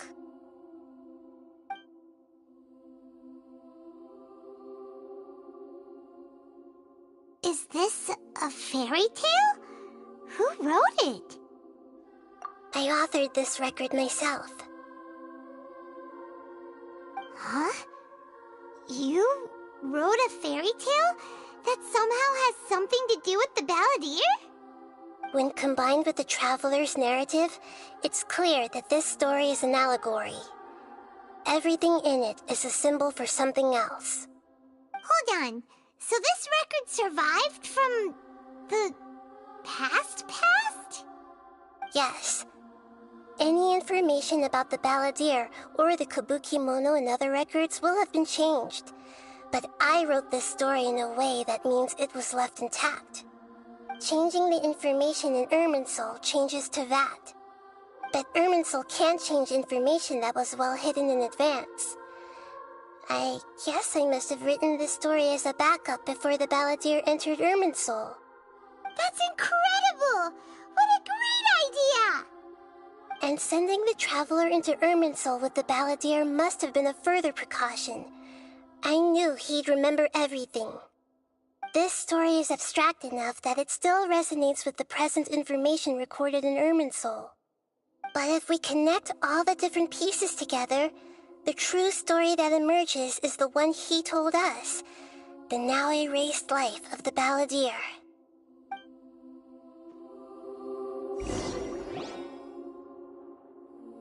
There was once a lone monster draped in fox fur. The monster found a family of foxes, joined them, and they became friends.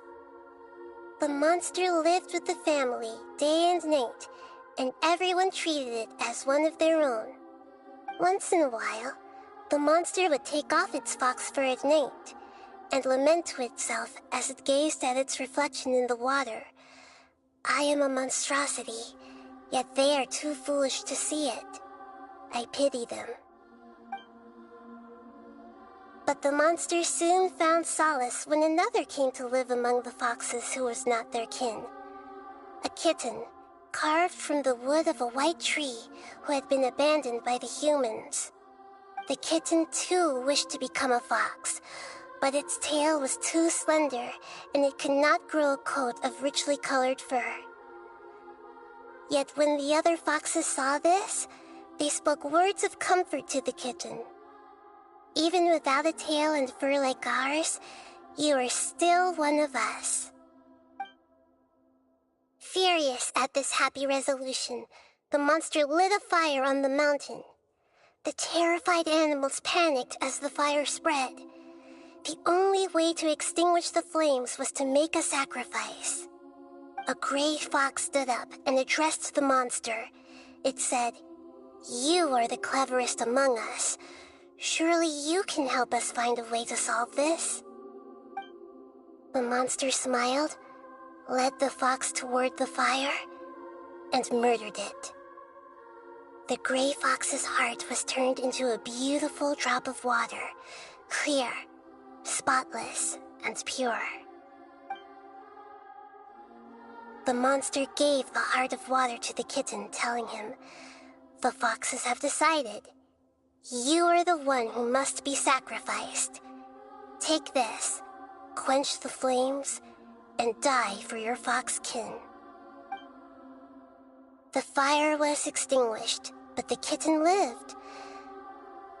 It left that side of the mountain and found a little bird who had a broken wing. The two promised they would spend their whole lives together, but the little bird did not have long left to live. It passed away soon after. After burying the bird, the kitten left the mountain for good. Never again would it cherish a single creature, nor a single blade of grass that stood on that mountain. The kitten spent the nights wandering aimlessly, gnashing its teeth at the moon. How it wished to swallow the moon and devour the moonlight. If the world could only return to darkness, then it would finally be peaceful and content. I will become the new moon, the answer to everything. Then, no one will know that there were once birds, foxes, and cats in this world. And no one can know that they were different.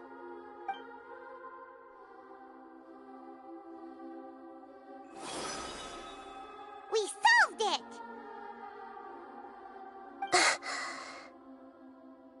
I remember now. This is not just the Balladeer story. It is his very own memories. I made a backup so that it would be preserved no matter what happened. To become a god, he was experimented on and modified countless times. It was brutal torture, and the only reason he was able to survive is that he was a puppet. This memory was extracted from him by the scholars. Presumably, they kept it to have something to defend themselves with. Creating a deity was just the first step. Some of them wanted to be able to control it. That's why they backed up his memory for later use. I buried it deep inside one of my own dreams, and then hid it inside an allegorical story so that it wouldn't be altered.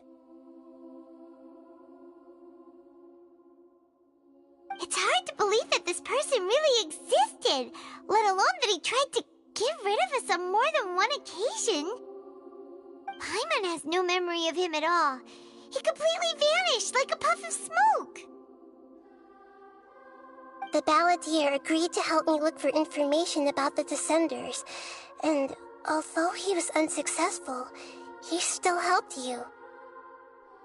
Before he vanished, he confirmed an important detail, that Conria was where your twin first came into this world. We still don't know how the change to Irminsul will affect the senior ranks of the Fatui, but in all likelihood, they won't even remember their own Harbinger. It sounds like Paimon wouldn't like this guy a whole lot if he was still around. But still, Paimon doesn't like the way it all ended that much better. This is why wisdom alone cannot answer all our questions. We look, we see, and we comprehend, but the question still troubles us. So the answer is not everything. People yearn to find the truth and then conquer the troubles they face. When you give someone the truth, you give them a chance to choose their own destiny. To others looking on, this may seem like a pointless endeavor, but for him, the chance to act on his desire to disappear must have meant a lot. Never forget that even when we walk beneath dark clouds along a road filled with suffering, the light of wisdom is always there, guiding us toward a better destination.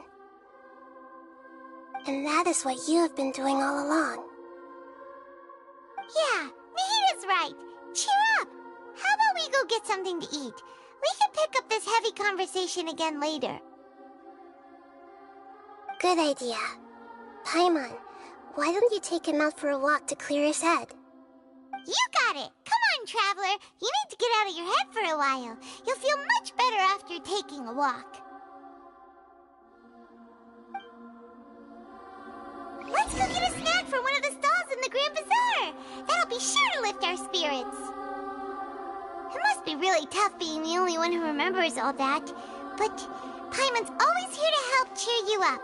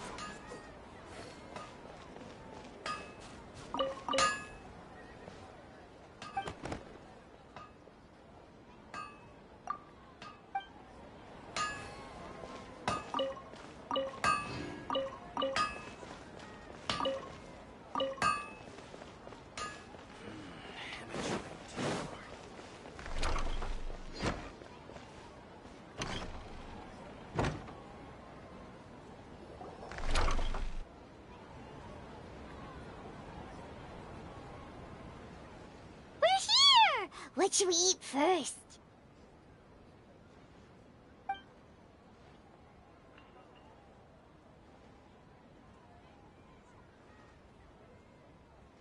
Hey, are you gonna answer or what?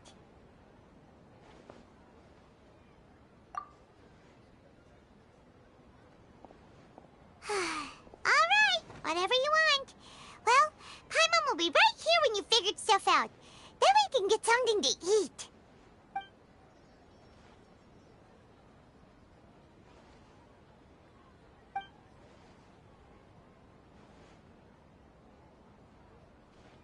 What is it?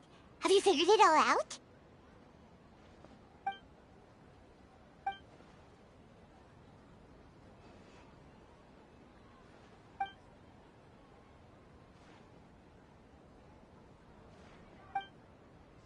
Why'd you jump up all of a sudden?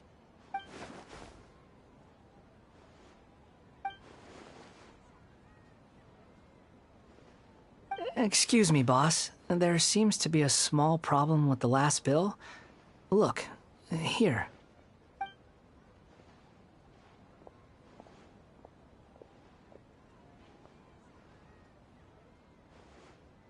Hey! Hey, wait! Hmm? You mean me? No, not you. That kid! Didn't you see? Little rascal grabbed my last 2 fresh Sunsettias and ran off. Look, if you're gonna help out here, you can't keep spacing out, okay?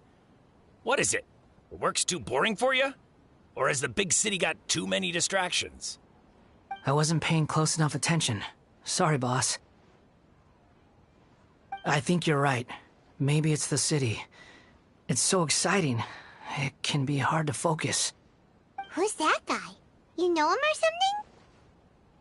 He's who? You're a strange one, kiddo. You say you don't want any money for helping out here, and then when I actually give you some work to do, you keep letting yourself get distracted.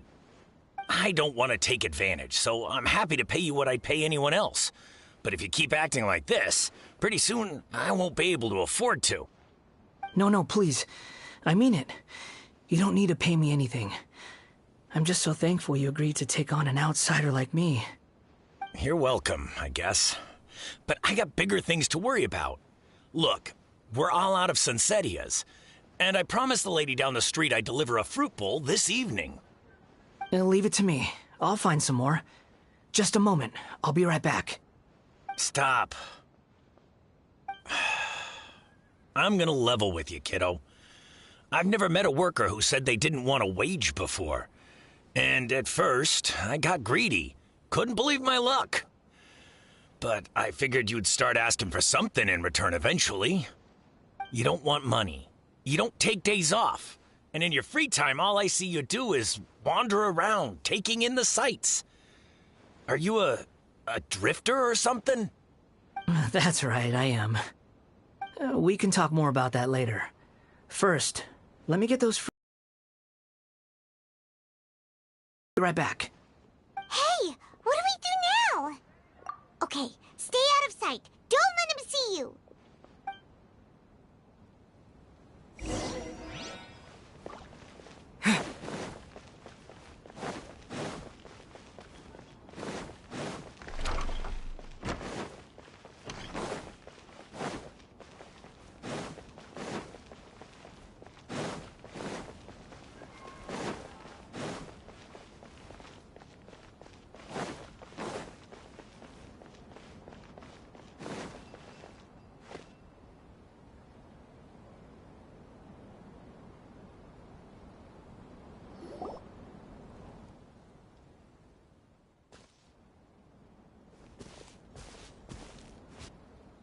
Yeah, this'll do. Even though you say he's the balladeer, what are we planning on doing? Stealing his Sunsettias? Isn't that a bit too cruel? Oh, all right. This should be enough. Guess I should wash them before I take them back.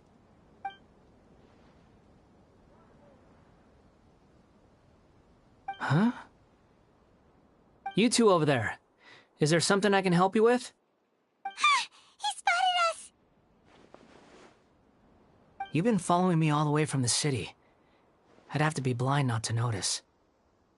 Have we met before? No, we haven't met. But you know me? I have no recollection.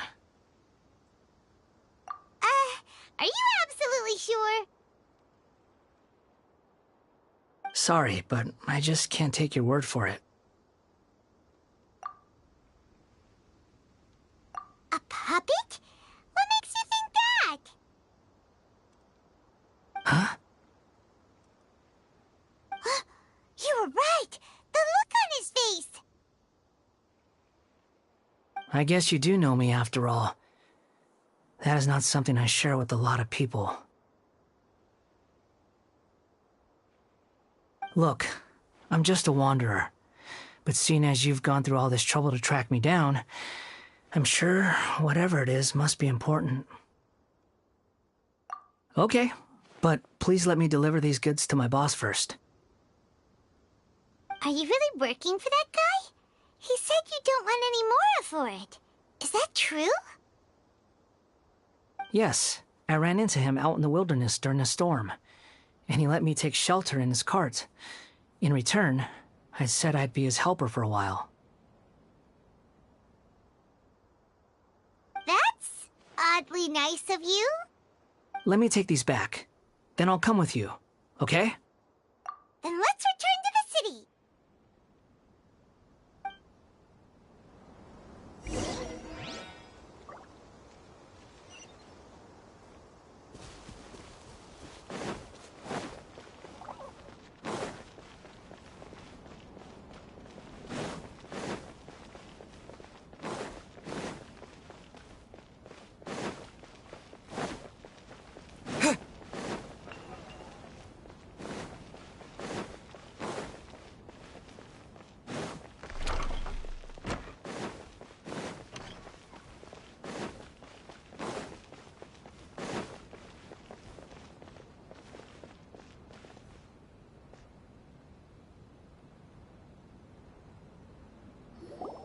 Here you go, boss. I'll leave them right here. Oh, you really went and picked some more. Who are these two? Something's come up, and they need to borrow me. Sorry, boss. I'm afraid I'll be away from the stall for a while. I was just about to pay you anyway. Go wherever you want, kid. Don't waste your time here.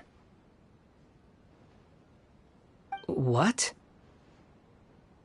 I get it, okay?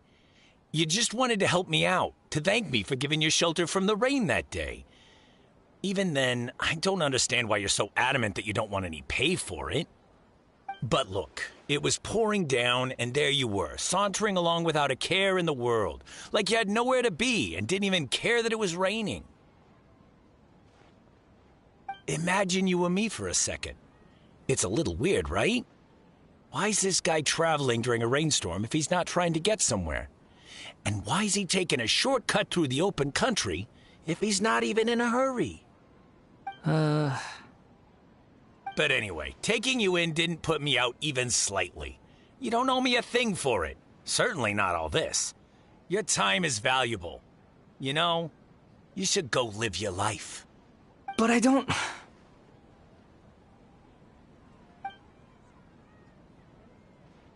No, you're right.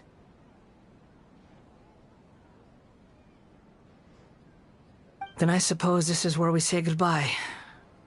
Thank you again for taking me into the city. Don't mention it, kiddo. I've run into all kinds of characters over the years. I just hope you find your path. Thank you.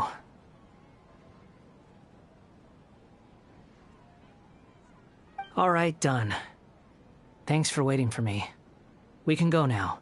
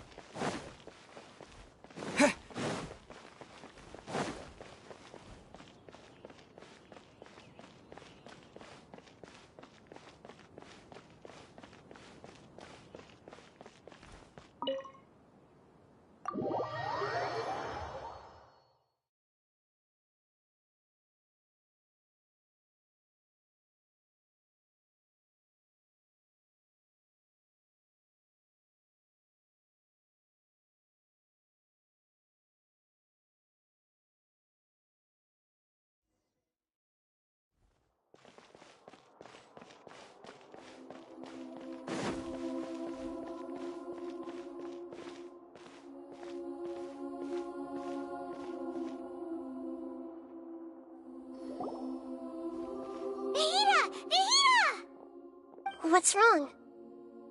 Huh? Are you? Hello. I do apologize for the sudden intrusion. We found this guy in the street, but he doesn't seem to remember anything. So, yeah, quite an eventful walk.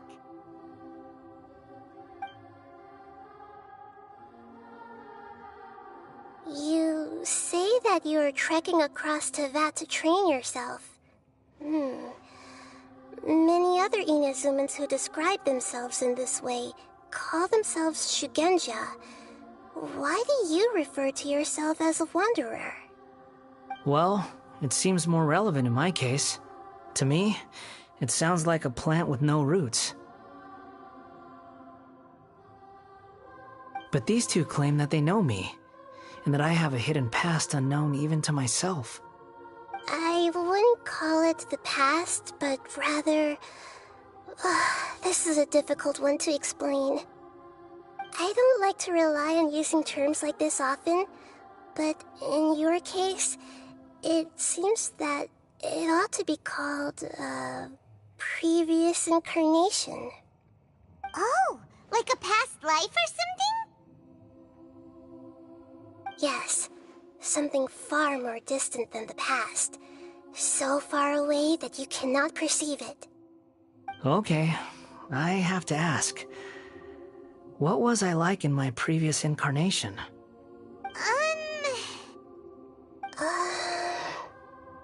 Oh, okay. I see. You want to tell me, but you can't bring yourselves to say it.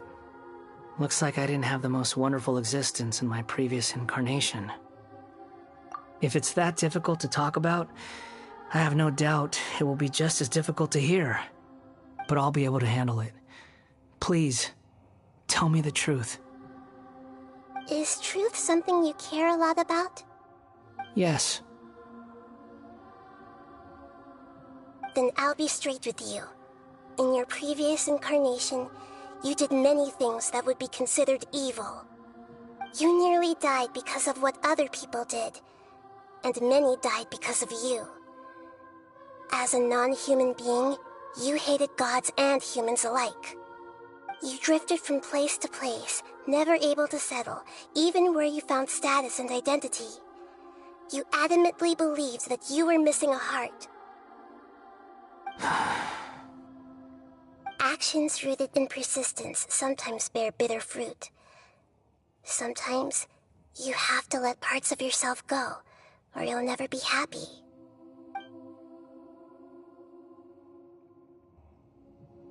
I gave everything I had, but it barely changed history at all. In terms of the outcome alone, that's true. I don't think I can judge everything I've heard purely in terms of right and wrong.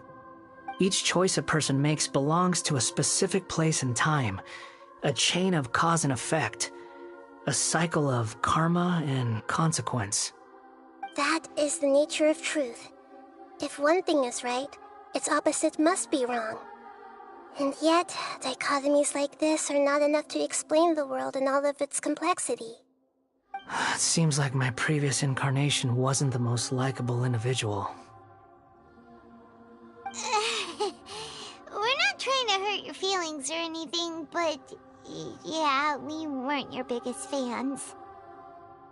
If we were enemies, why are you trying to help me find the truth? This is so frustrating! This guy's supposed to be our arch enemy, but now he's just some random stranger we met on the street! He's got so much to answer for, but we can't make him talk because he doesn't remember anything. What a weird situation. Lesser Lord Kusanali, as the god of wisdom, I trust that everything you told me must be true. Yes, it's all true. I can even show you the memories themselves, if you're willing. Please, I want to see them for myself. I want to experience my own transgressions. Even though it will cause your present self great mental anguish? I'm just a puppet, with no heart and no name. There is nothing in this world for me to cling to fill the void within me. Except maybe these sins that can never be undone. Very well. As you wish. Wait, shouldn't we go with him? This one's kind of on us for bringing him here. Don't worry. Whatever danger I might face, it's my burden to bear. Traveler, could I ask you to supervise him on my behalf? Oh, good point. Given your, unique situation, we'd better keep an eye on you.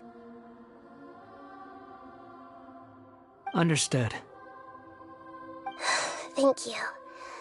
Now, prepare yourselves, everyone.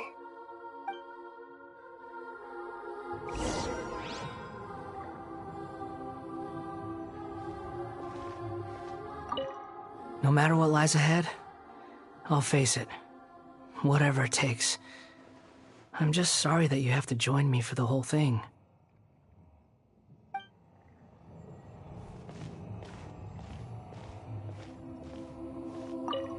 It's time to get ready.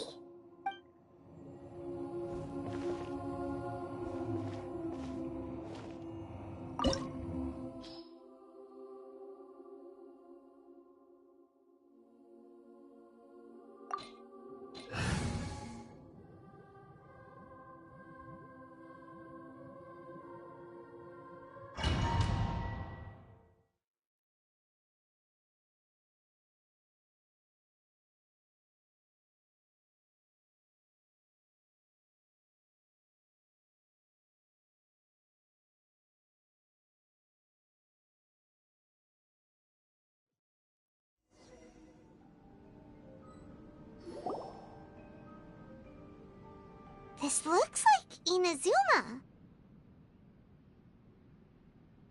Right now, you're in a dream I created using information extracted from your memories. These memories will show you the raw truth, but be aware that enemies may react just like in the real world. Please be careful.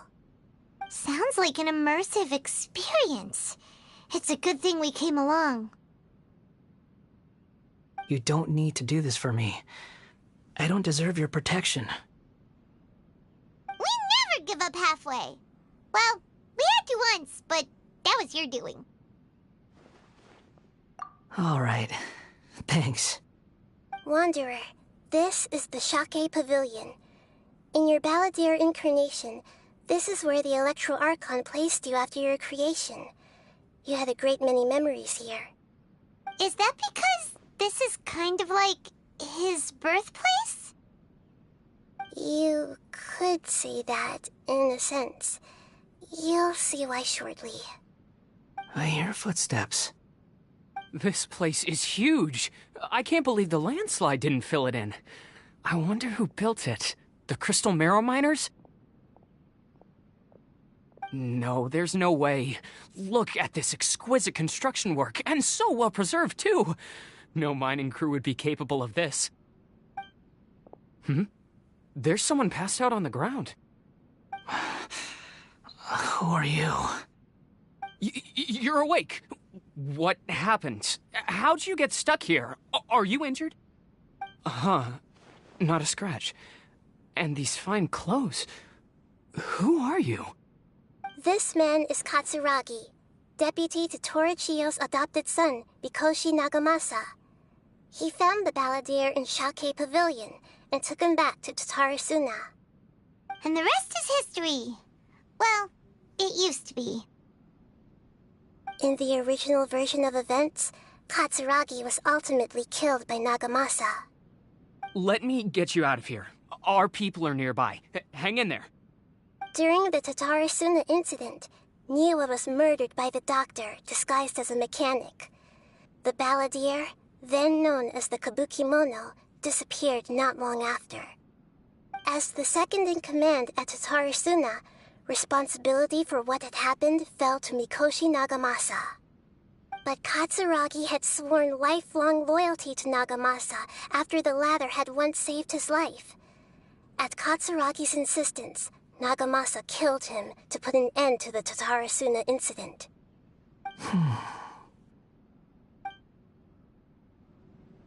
Katsuragi seems like he was a good guy. He looks like a warrior, but he has a kind face. Why couldn't he live a long and happy life?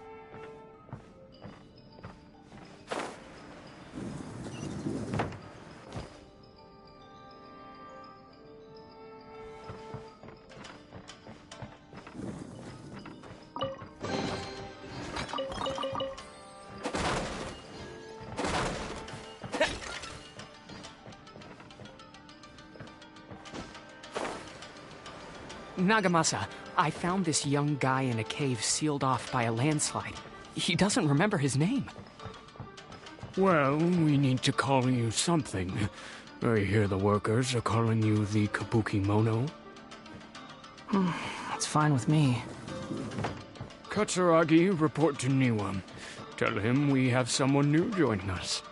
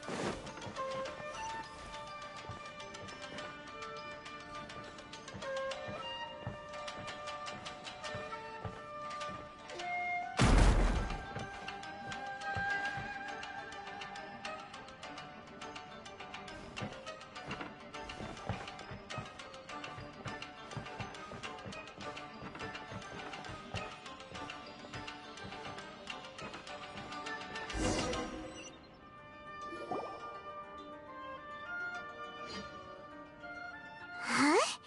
What are we doing back here? Whoa, this is where you were born? It's pretty, but there's nobody here. I was abandoned, like you. I lived here for a while at first, but there's nothing for us here. We can't stay. Okay. I heard my mom and dad used to make swords, but the factory manager died, and then my dad got sick.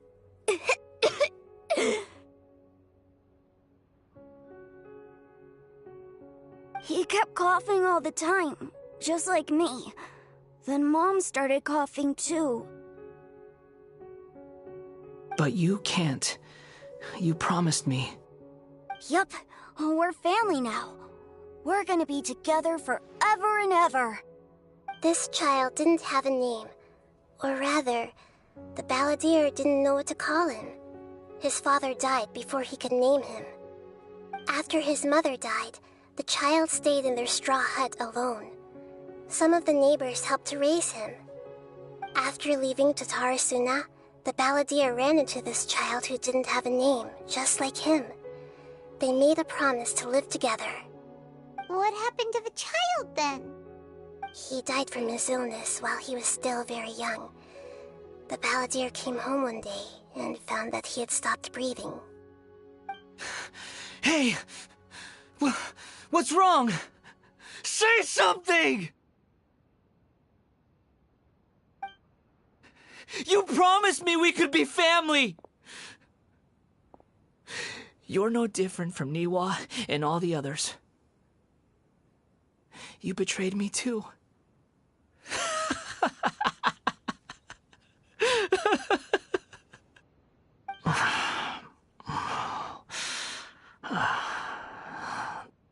The voices have gone.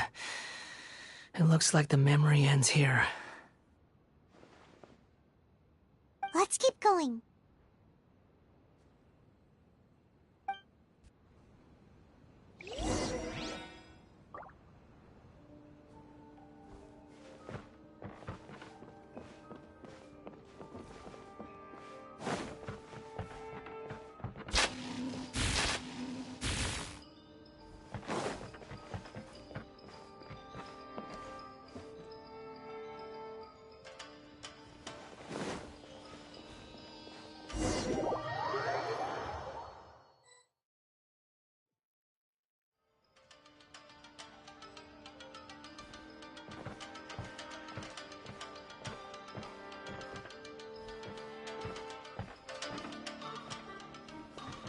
You do realize you're blocking my path. I come not to obstruct you. I've been waiting. What you are truly is a weapon. One that could be wielded with an iron will. Or you could continue to drift aimlessly. Are you trying to win me over? The long-fated rebellion has begun. Why not take your place at the banquet and join those who shall feast? Spring forth! Tidal wave! Emerge, right here.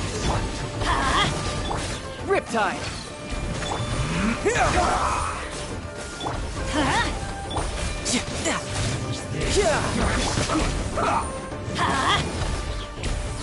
Show them, right now. Emerge. Nothing lasts forever. Let's end this quickly! Propagate! Teamwork is dreamwork! Let's...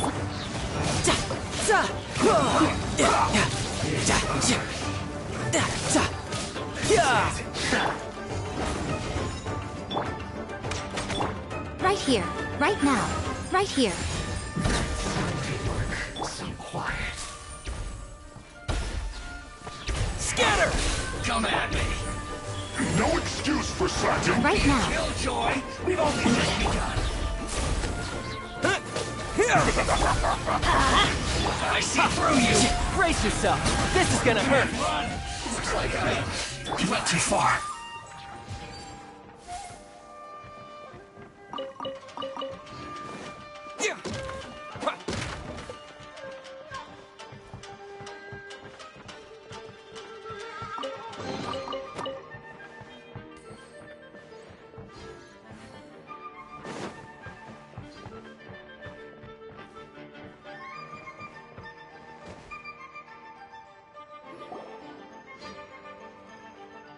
This place is dark. Paimon knows this place. It's the Delusion Factory in Inazuma. In the original version of events, the Traveler once encountered the Balladeer here. Such a creepy atmosphere. And so familiar. Hey, look over there! Well, well, my fair lady. Is this rundown factory and these incompetent fools all for me? Wow. You shouldn't have. Huh. What do you have to gain from belittling your subordinates? You might not want to admit it, but you are a part of this plan. Perhaps you find fighting in the Abyss to be a more meaningful use of your time? Oh, but of course, even this pales in comparison to being experimented on by the Doctor. What a sharp tongue you have. Funny how negotiating never seems to be your strong suit. For the task ahead, I suggest you keep your true feelings to yourself. Save your breath. I know what I have to do. I'm sure you think so, but I still think you need to hear it. Don't start thinking you're invincible, and don't let your emotions get in the way. Surely you're not worried about me. I just can't have you getting in my way. You and Child never fail to find ways to complicate things. I'm merely lighting a little fire in this chaotic nation. But you, being tossed out like trash, must make you want to destroy it completely. Do you remember the last time you were here? That was a lot of swordsmiths you killed. I'm sure the descendants of the Raiden Gokuden are still suffering the consequences now. Look at you. Oh, don't get so sentimental. Now, give that poor little tongue of yours a rest and stop pretending like you're above everyone else. Bye then. See you at the victory feast. Poor little tongue? She's playing with fire talking to me like that. Who does she think she is? Forget it. Someone might find me here any minute now. I should prepare to give them a warm welcome.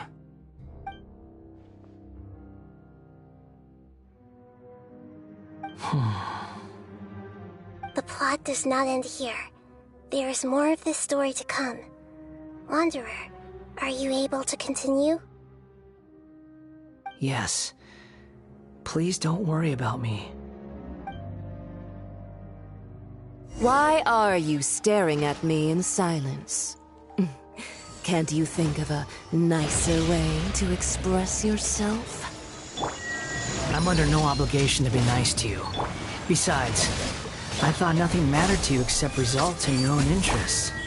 Isn't that right, witch? Muddle-headed puppet. You're only number 6 because you can take more abuse than other humans. Do you really count that as an asset? You're about as much fun to be around as a raging inferno. But before we murder each other, it'd be best if we finish our duties. Come on out.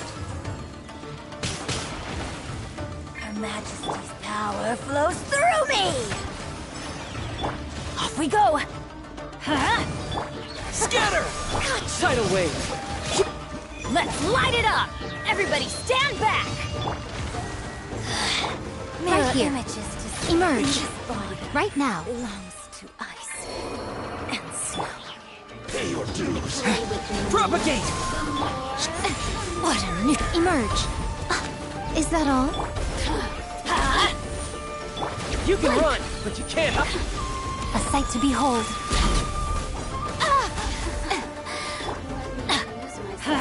Prepare yourself. Scatter! Over here. Blink. Right here.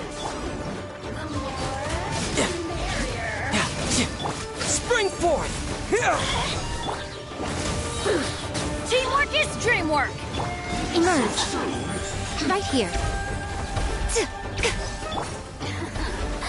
Scatter! Riptide! You really know. Can't run from death. No longer.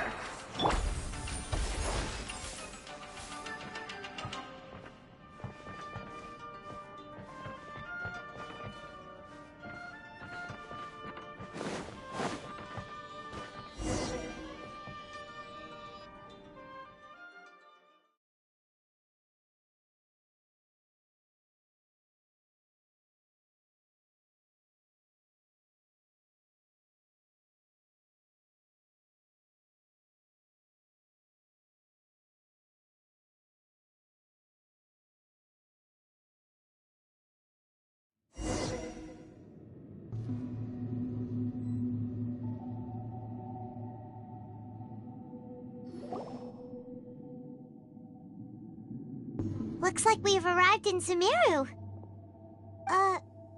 Is that? Considering that Amorta's sage, Nafis, refused to join this project, I'll take part in the experiment in his place. Welcome. I look forward to a fruitful collaboration. When do we start? You seem impatient. You should know that becoming a god is far from a trivial affair. The biological transformation is a lengthy process. As such, I too would recommend that we commence as soon as possible. In the event that a successful connection is established, his body will become permanently bound to the machine, and he will be unable to move independently of it. Nothing worse than what I've been through before then, Doctor. You were the most resilient test subject I ever came across. Thanks to you, I was able to garner a great deal of information. Alas, after that, you were under orders to remain in the abyss. We barely saw each other, and it became difficult to further refine the knowledge I had gained. That was gracefully worded.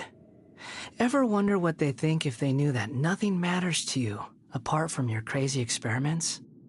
I suggest you speak to me in a more respectful tone, Scaramouche. The mere fact of your utility does not make you indestructible. The doctor again? That was uncomfortable to watch. That person gives off a very sinister energy. It's normal for him to give you the creeps. He scares the bejeebers out of Paimon. Let's move on.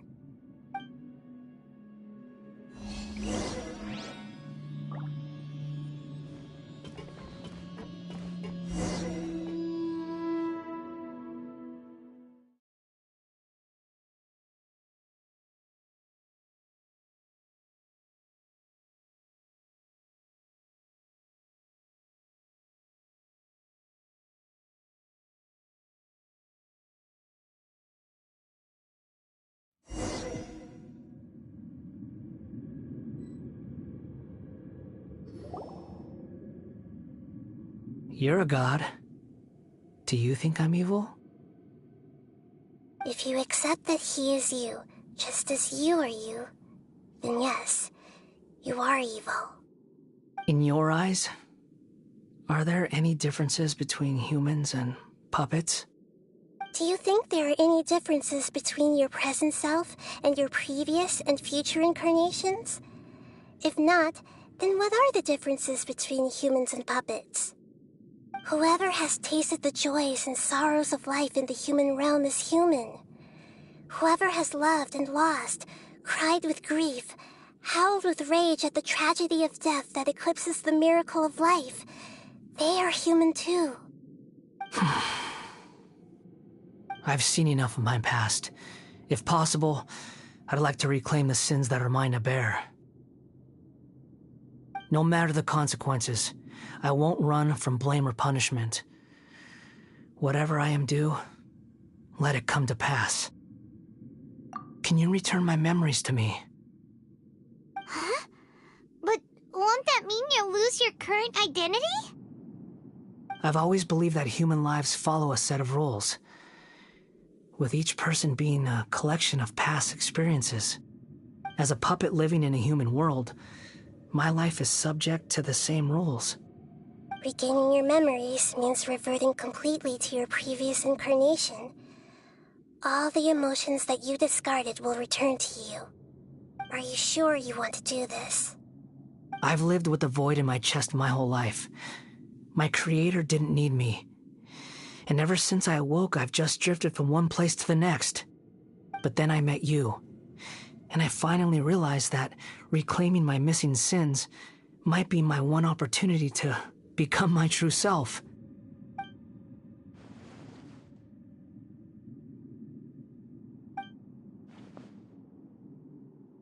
I've always felt I have an innate tendency to yearn for something more, in a way that goes deeper than for most people. But for all my soul-searching as a Shugenja, I've never fully understood it. Looking at it now, it seems that I brought this curse upon myself. So I beg you, grant me this opportunity to gain a purpose, to change my destiny, and end my wandering. Very well. Since your mind is made up, I will return to you that which is yours.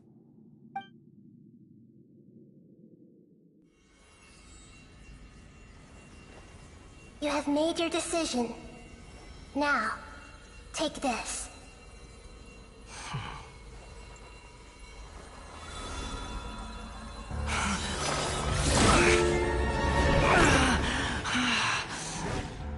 Set him free. A puppet? What's he doing here? You're a human as far as I'm concerned. Everyone's here. Wonderful. What a fine blade. Nagamasa will be thrilled. This is my...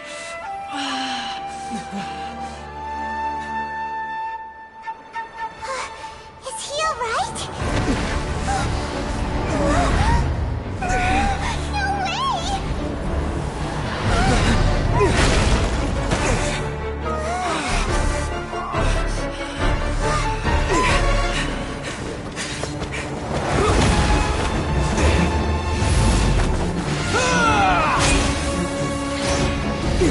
way!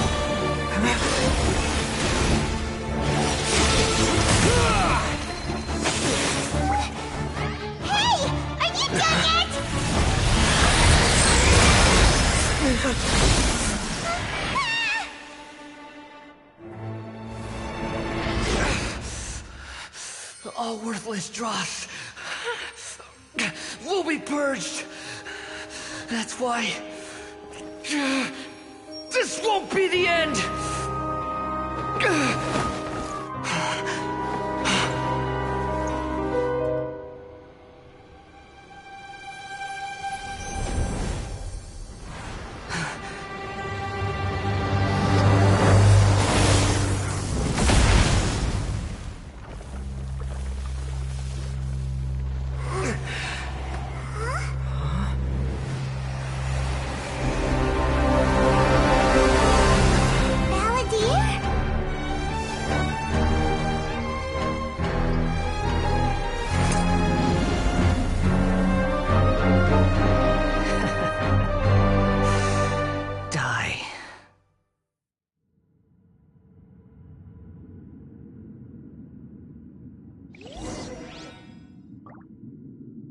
This is trying my patience. Have you got all your memories back now?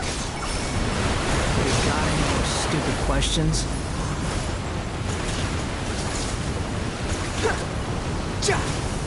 Insignificant past! The wind rises.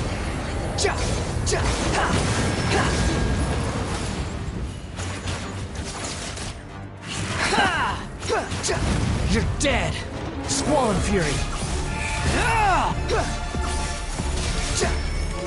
At my command, you shall fall!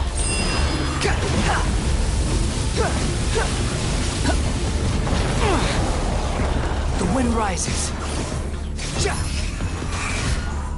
Feeble human!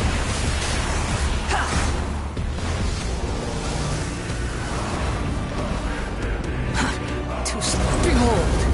Search for it! Upon the gale. My endless cycle begins! Unsightly insects. The wind rises.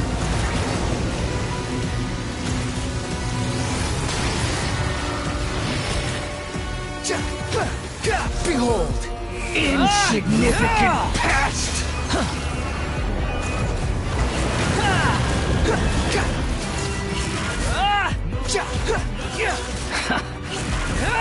That's far enough!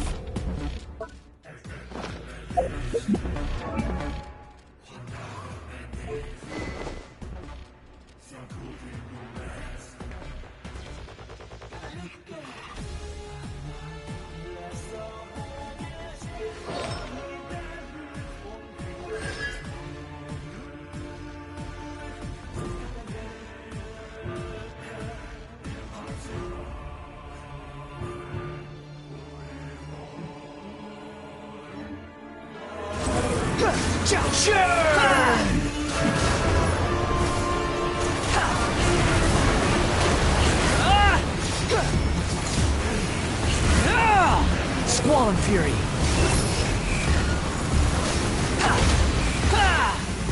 Perish! Nothing worth mentioning.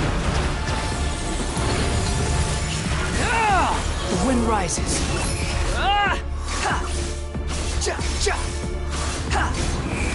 Churn!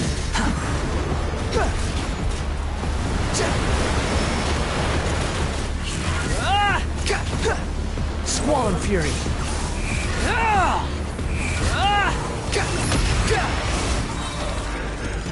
At my command, you shall fall.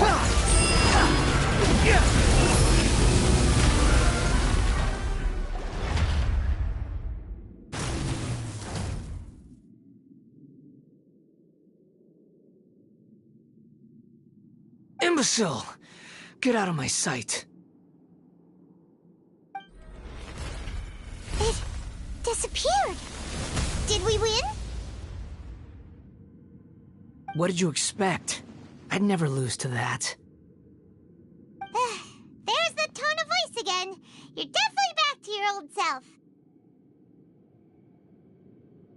Wait, but it was you inside that thing too! What have you got to be smug about? Sorry. I'm harsh on myself and everyone else. Just the way I am. You sound like you're concerned about me.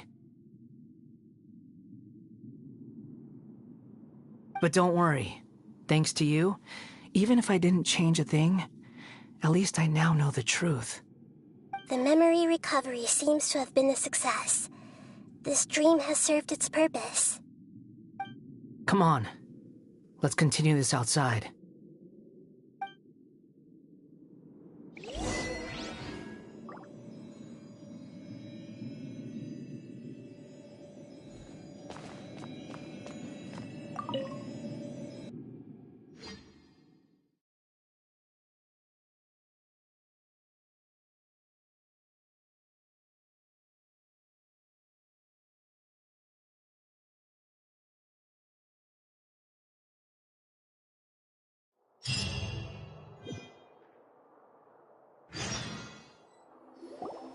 Welcome back, Traveler, Paimon, Balladeer. It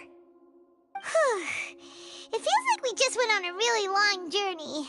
Paimon's exhausted. You don't like being addressed by that name? It's fine. But I was just thinking, I should probably change it. After learning about everything the doctor did, there's no way I can carry on using a name connected to him. I'm not planning on returning to the Fatui, and they wouldn't take me back anyway. Recent events will have affected a lot of people, and they might not even remember who the 6th is. So, you're quitting the Fatui for good? It's like you said, Lesser Lord Kusanali. Everything may look futile, but it wasn't completely meaningless. At least I made a lot of people forget about me. But that doesn't mean your own past has disappeared. Of course. And your main goal, for which you gave up everything you had, you weren't able to achieve it. I hope you can see and understand that. Changing the world, changing the past, changing the fates of other people, these are not simple things to accomplish. What you are looking for is complete annihilation.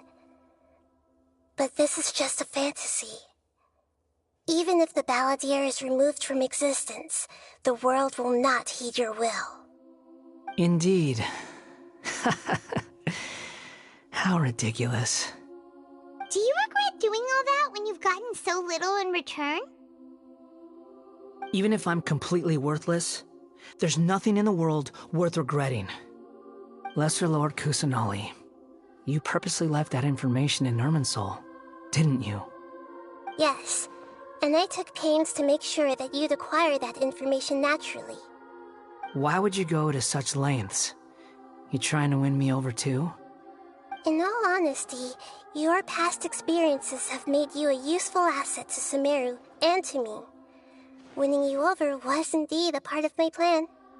But before that, I wanted to tell you the truth about your past. If all I wanted to do was use you, then I'd be no different from the doctor. Very clever. I guess you could say that's one of my virtues. Utility to others is what gives me worth. So if embracing my sins is what it takes to make me useful again, so be it. Oh right, I almost forgot. You're the good guys. You're into justice and all that. Sorry if I have a slightly different perspective on things, but I don't feel like I've been duped. The wisest leaders are fated to end up with the best helpers. I can live with that. I'm glad you're able to think of it in that way. Traveler, in the future, I'll continue to search Irminsul more deeply and see what secrets can be uncovered. Including the beginning of your twins' journey recorded in Irminsul. What exactly happened before and after that point? I want to know as well. I will try. Traveler. After I dove into the information torrent in Irminsul, why did you go to Inazuma? So that's how you found out whose fate had changed. And how? Well, whatever your reasons, you did me a favor. And I'll do everything I can to pay it back. Borrowing and returning are the only real relationships between individuals. I'll balance the books one day. Don't you worry. That's not true. A relationship between two people is not simply a ledger that can be reset to zero. I think deep down you realize this. People who show up in your life don't just evaporate like water drops and leave nothing behind. There is no such thing as balancing the books. Some things in this world can never be brought back, and they can never be changed, which is why there is emotion in the human world. Everything that you feel is real and lasting, and whatever is missing in you will not be made whole. To be human is to live with imperfections. You can choose whether or not you want to be human. But humans can't live without a heart, can they? Anyway, I gave up trying to become a human a long time ago. You understand what pain is perfectly well, even without a heart. You're just bearing your feelings. The past is set in stone, but you can keep moving on. And the longer your future lasts, the shorter your past will become, until one day, it is but a tiny fraction of your life. Sounds like you've got a future planned out for me. Everything's ended up being pretty darn complicated. Paimon doesn't even know where to start, but the most important thing now is that you need to follow Nahida. Otherwise, all our efforts will have been for nothing.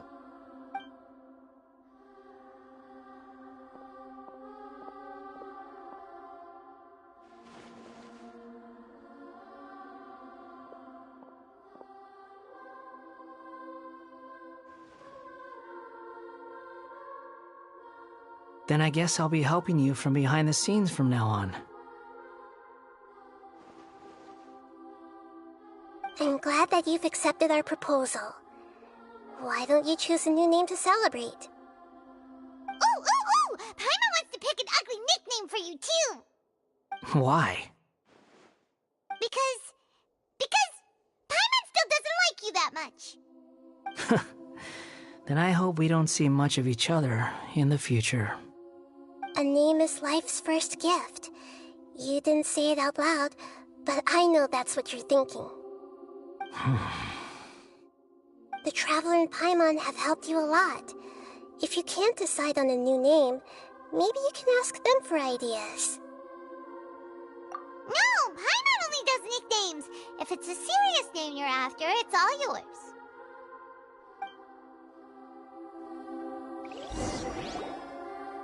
Have you got anything?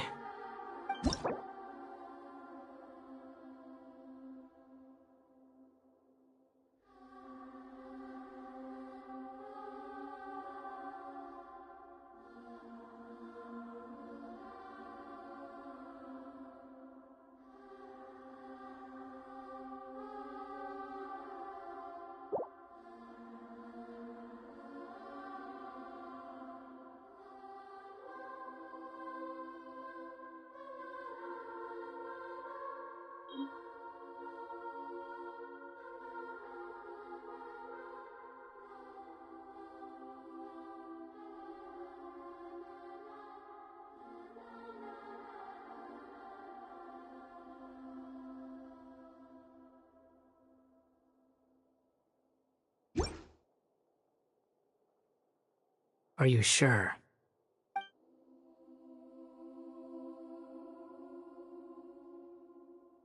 Oh, all right.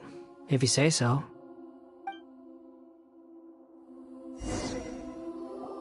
There. Now you have a name of your own. What about a nickname? Are you done yet? Still thinking. Stop rushing me! Take your time. I don't need to see you again until you've thought of one. Everyone who manipulated me and made me suffer will have to pay the price. You mean the Fatui? The doctor, at least. Now that your stance has changed, I believe your future path will change accordingly. But it won't be immediate. You still need some time to compose yourself. One more thing. There are still some descendants of the Raiden Gokuden living in Inazuma. Some of them know. Well, they ought to know about the connection between Raiden Gokuden and myself. I don't plan to leave Sumeru for the time being. If you see them in Inazuma, please tell them that I was the one responsible for the Raiden Gokuden's downfall. Even though the events have been erased from the world, they still deserve to know the truth. I see. That is up to you. Huh? But if we do that, then... It's fine. Let them stab their blades into my chest if they so desire. Maybe that's how it always should have been. No nonsense. I like it. All right, let's call it a day. Goodbye, wise deity. And you too. He's gone. What he went through today would have been like living an entire lifetime in an instant. He'll need some time to calm down. Yeah, true. But even so, after everything that's happened, he doesn't seem quite as fierce anymore. So we can finally go eat? Paimon is starving. Thank you both. I hope you will find somewhere nice to go and relax for a while.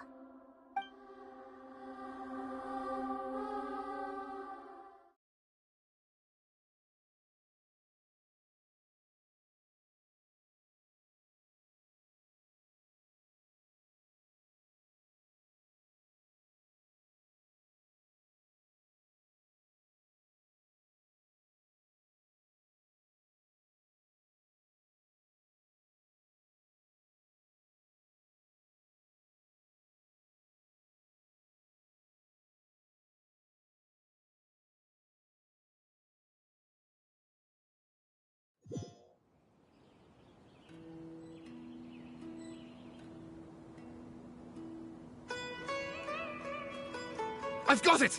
I can end my novel with some words from Mikoshi Nagamasa. You mean because everyone else in the story is dead? Yeah, I heard that Mikoshi Nagamasa died at a ripe old age. He's the perfect fit to be the narrator of the epilogue.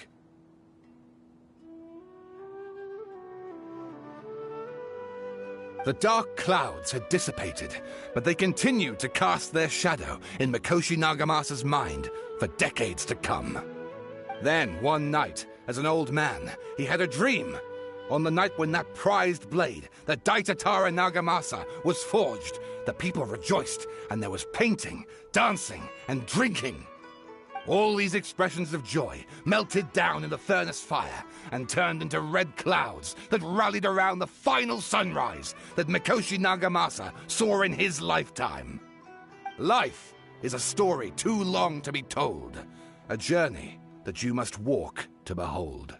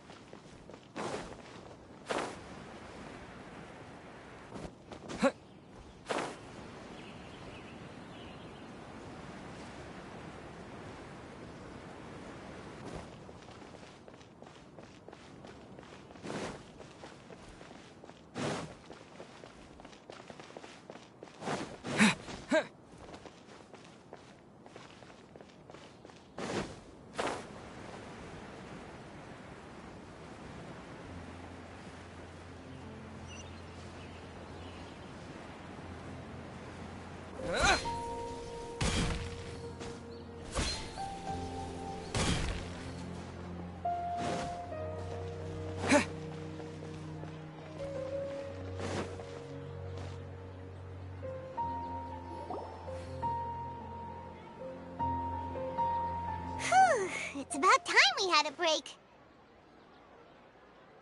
As soon as you stop, all the tiredness and hunger comes rushing back. Wow, great! Huh? Look at that vase.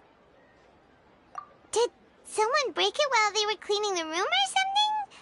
But Paimon doesn't remember there being a cleaner.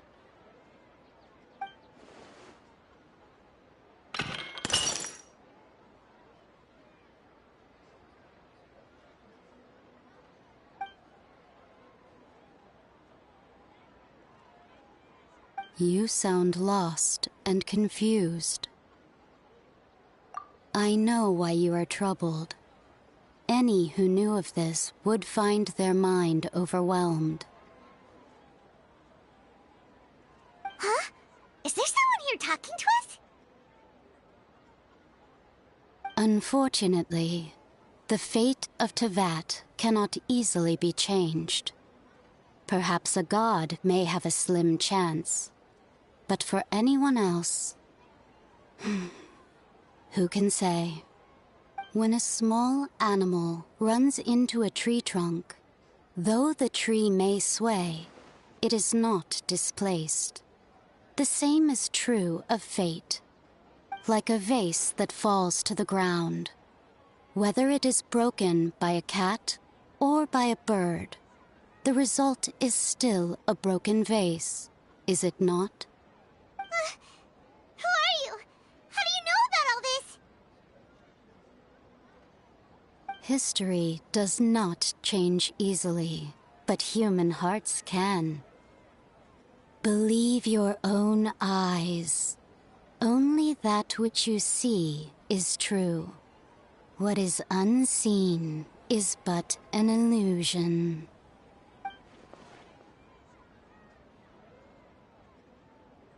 The voice has disappeared. And who the heck was that? And what were they doing coming out of nowhere and saying all that scary stuff?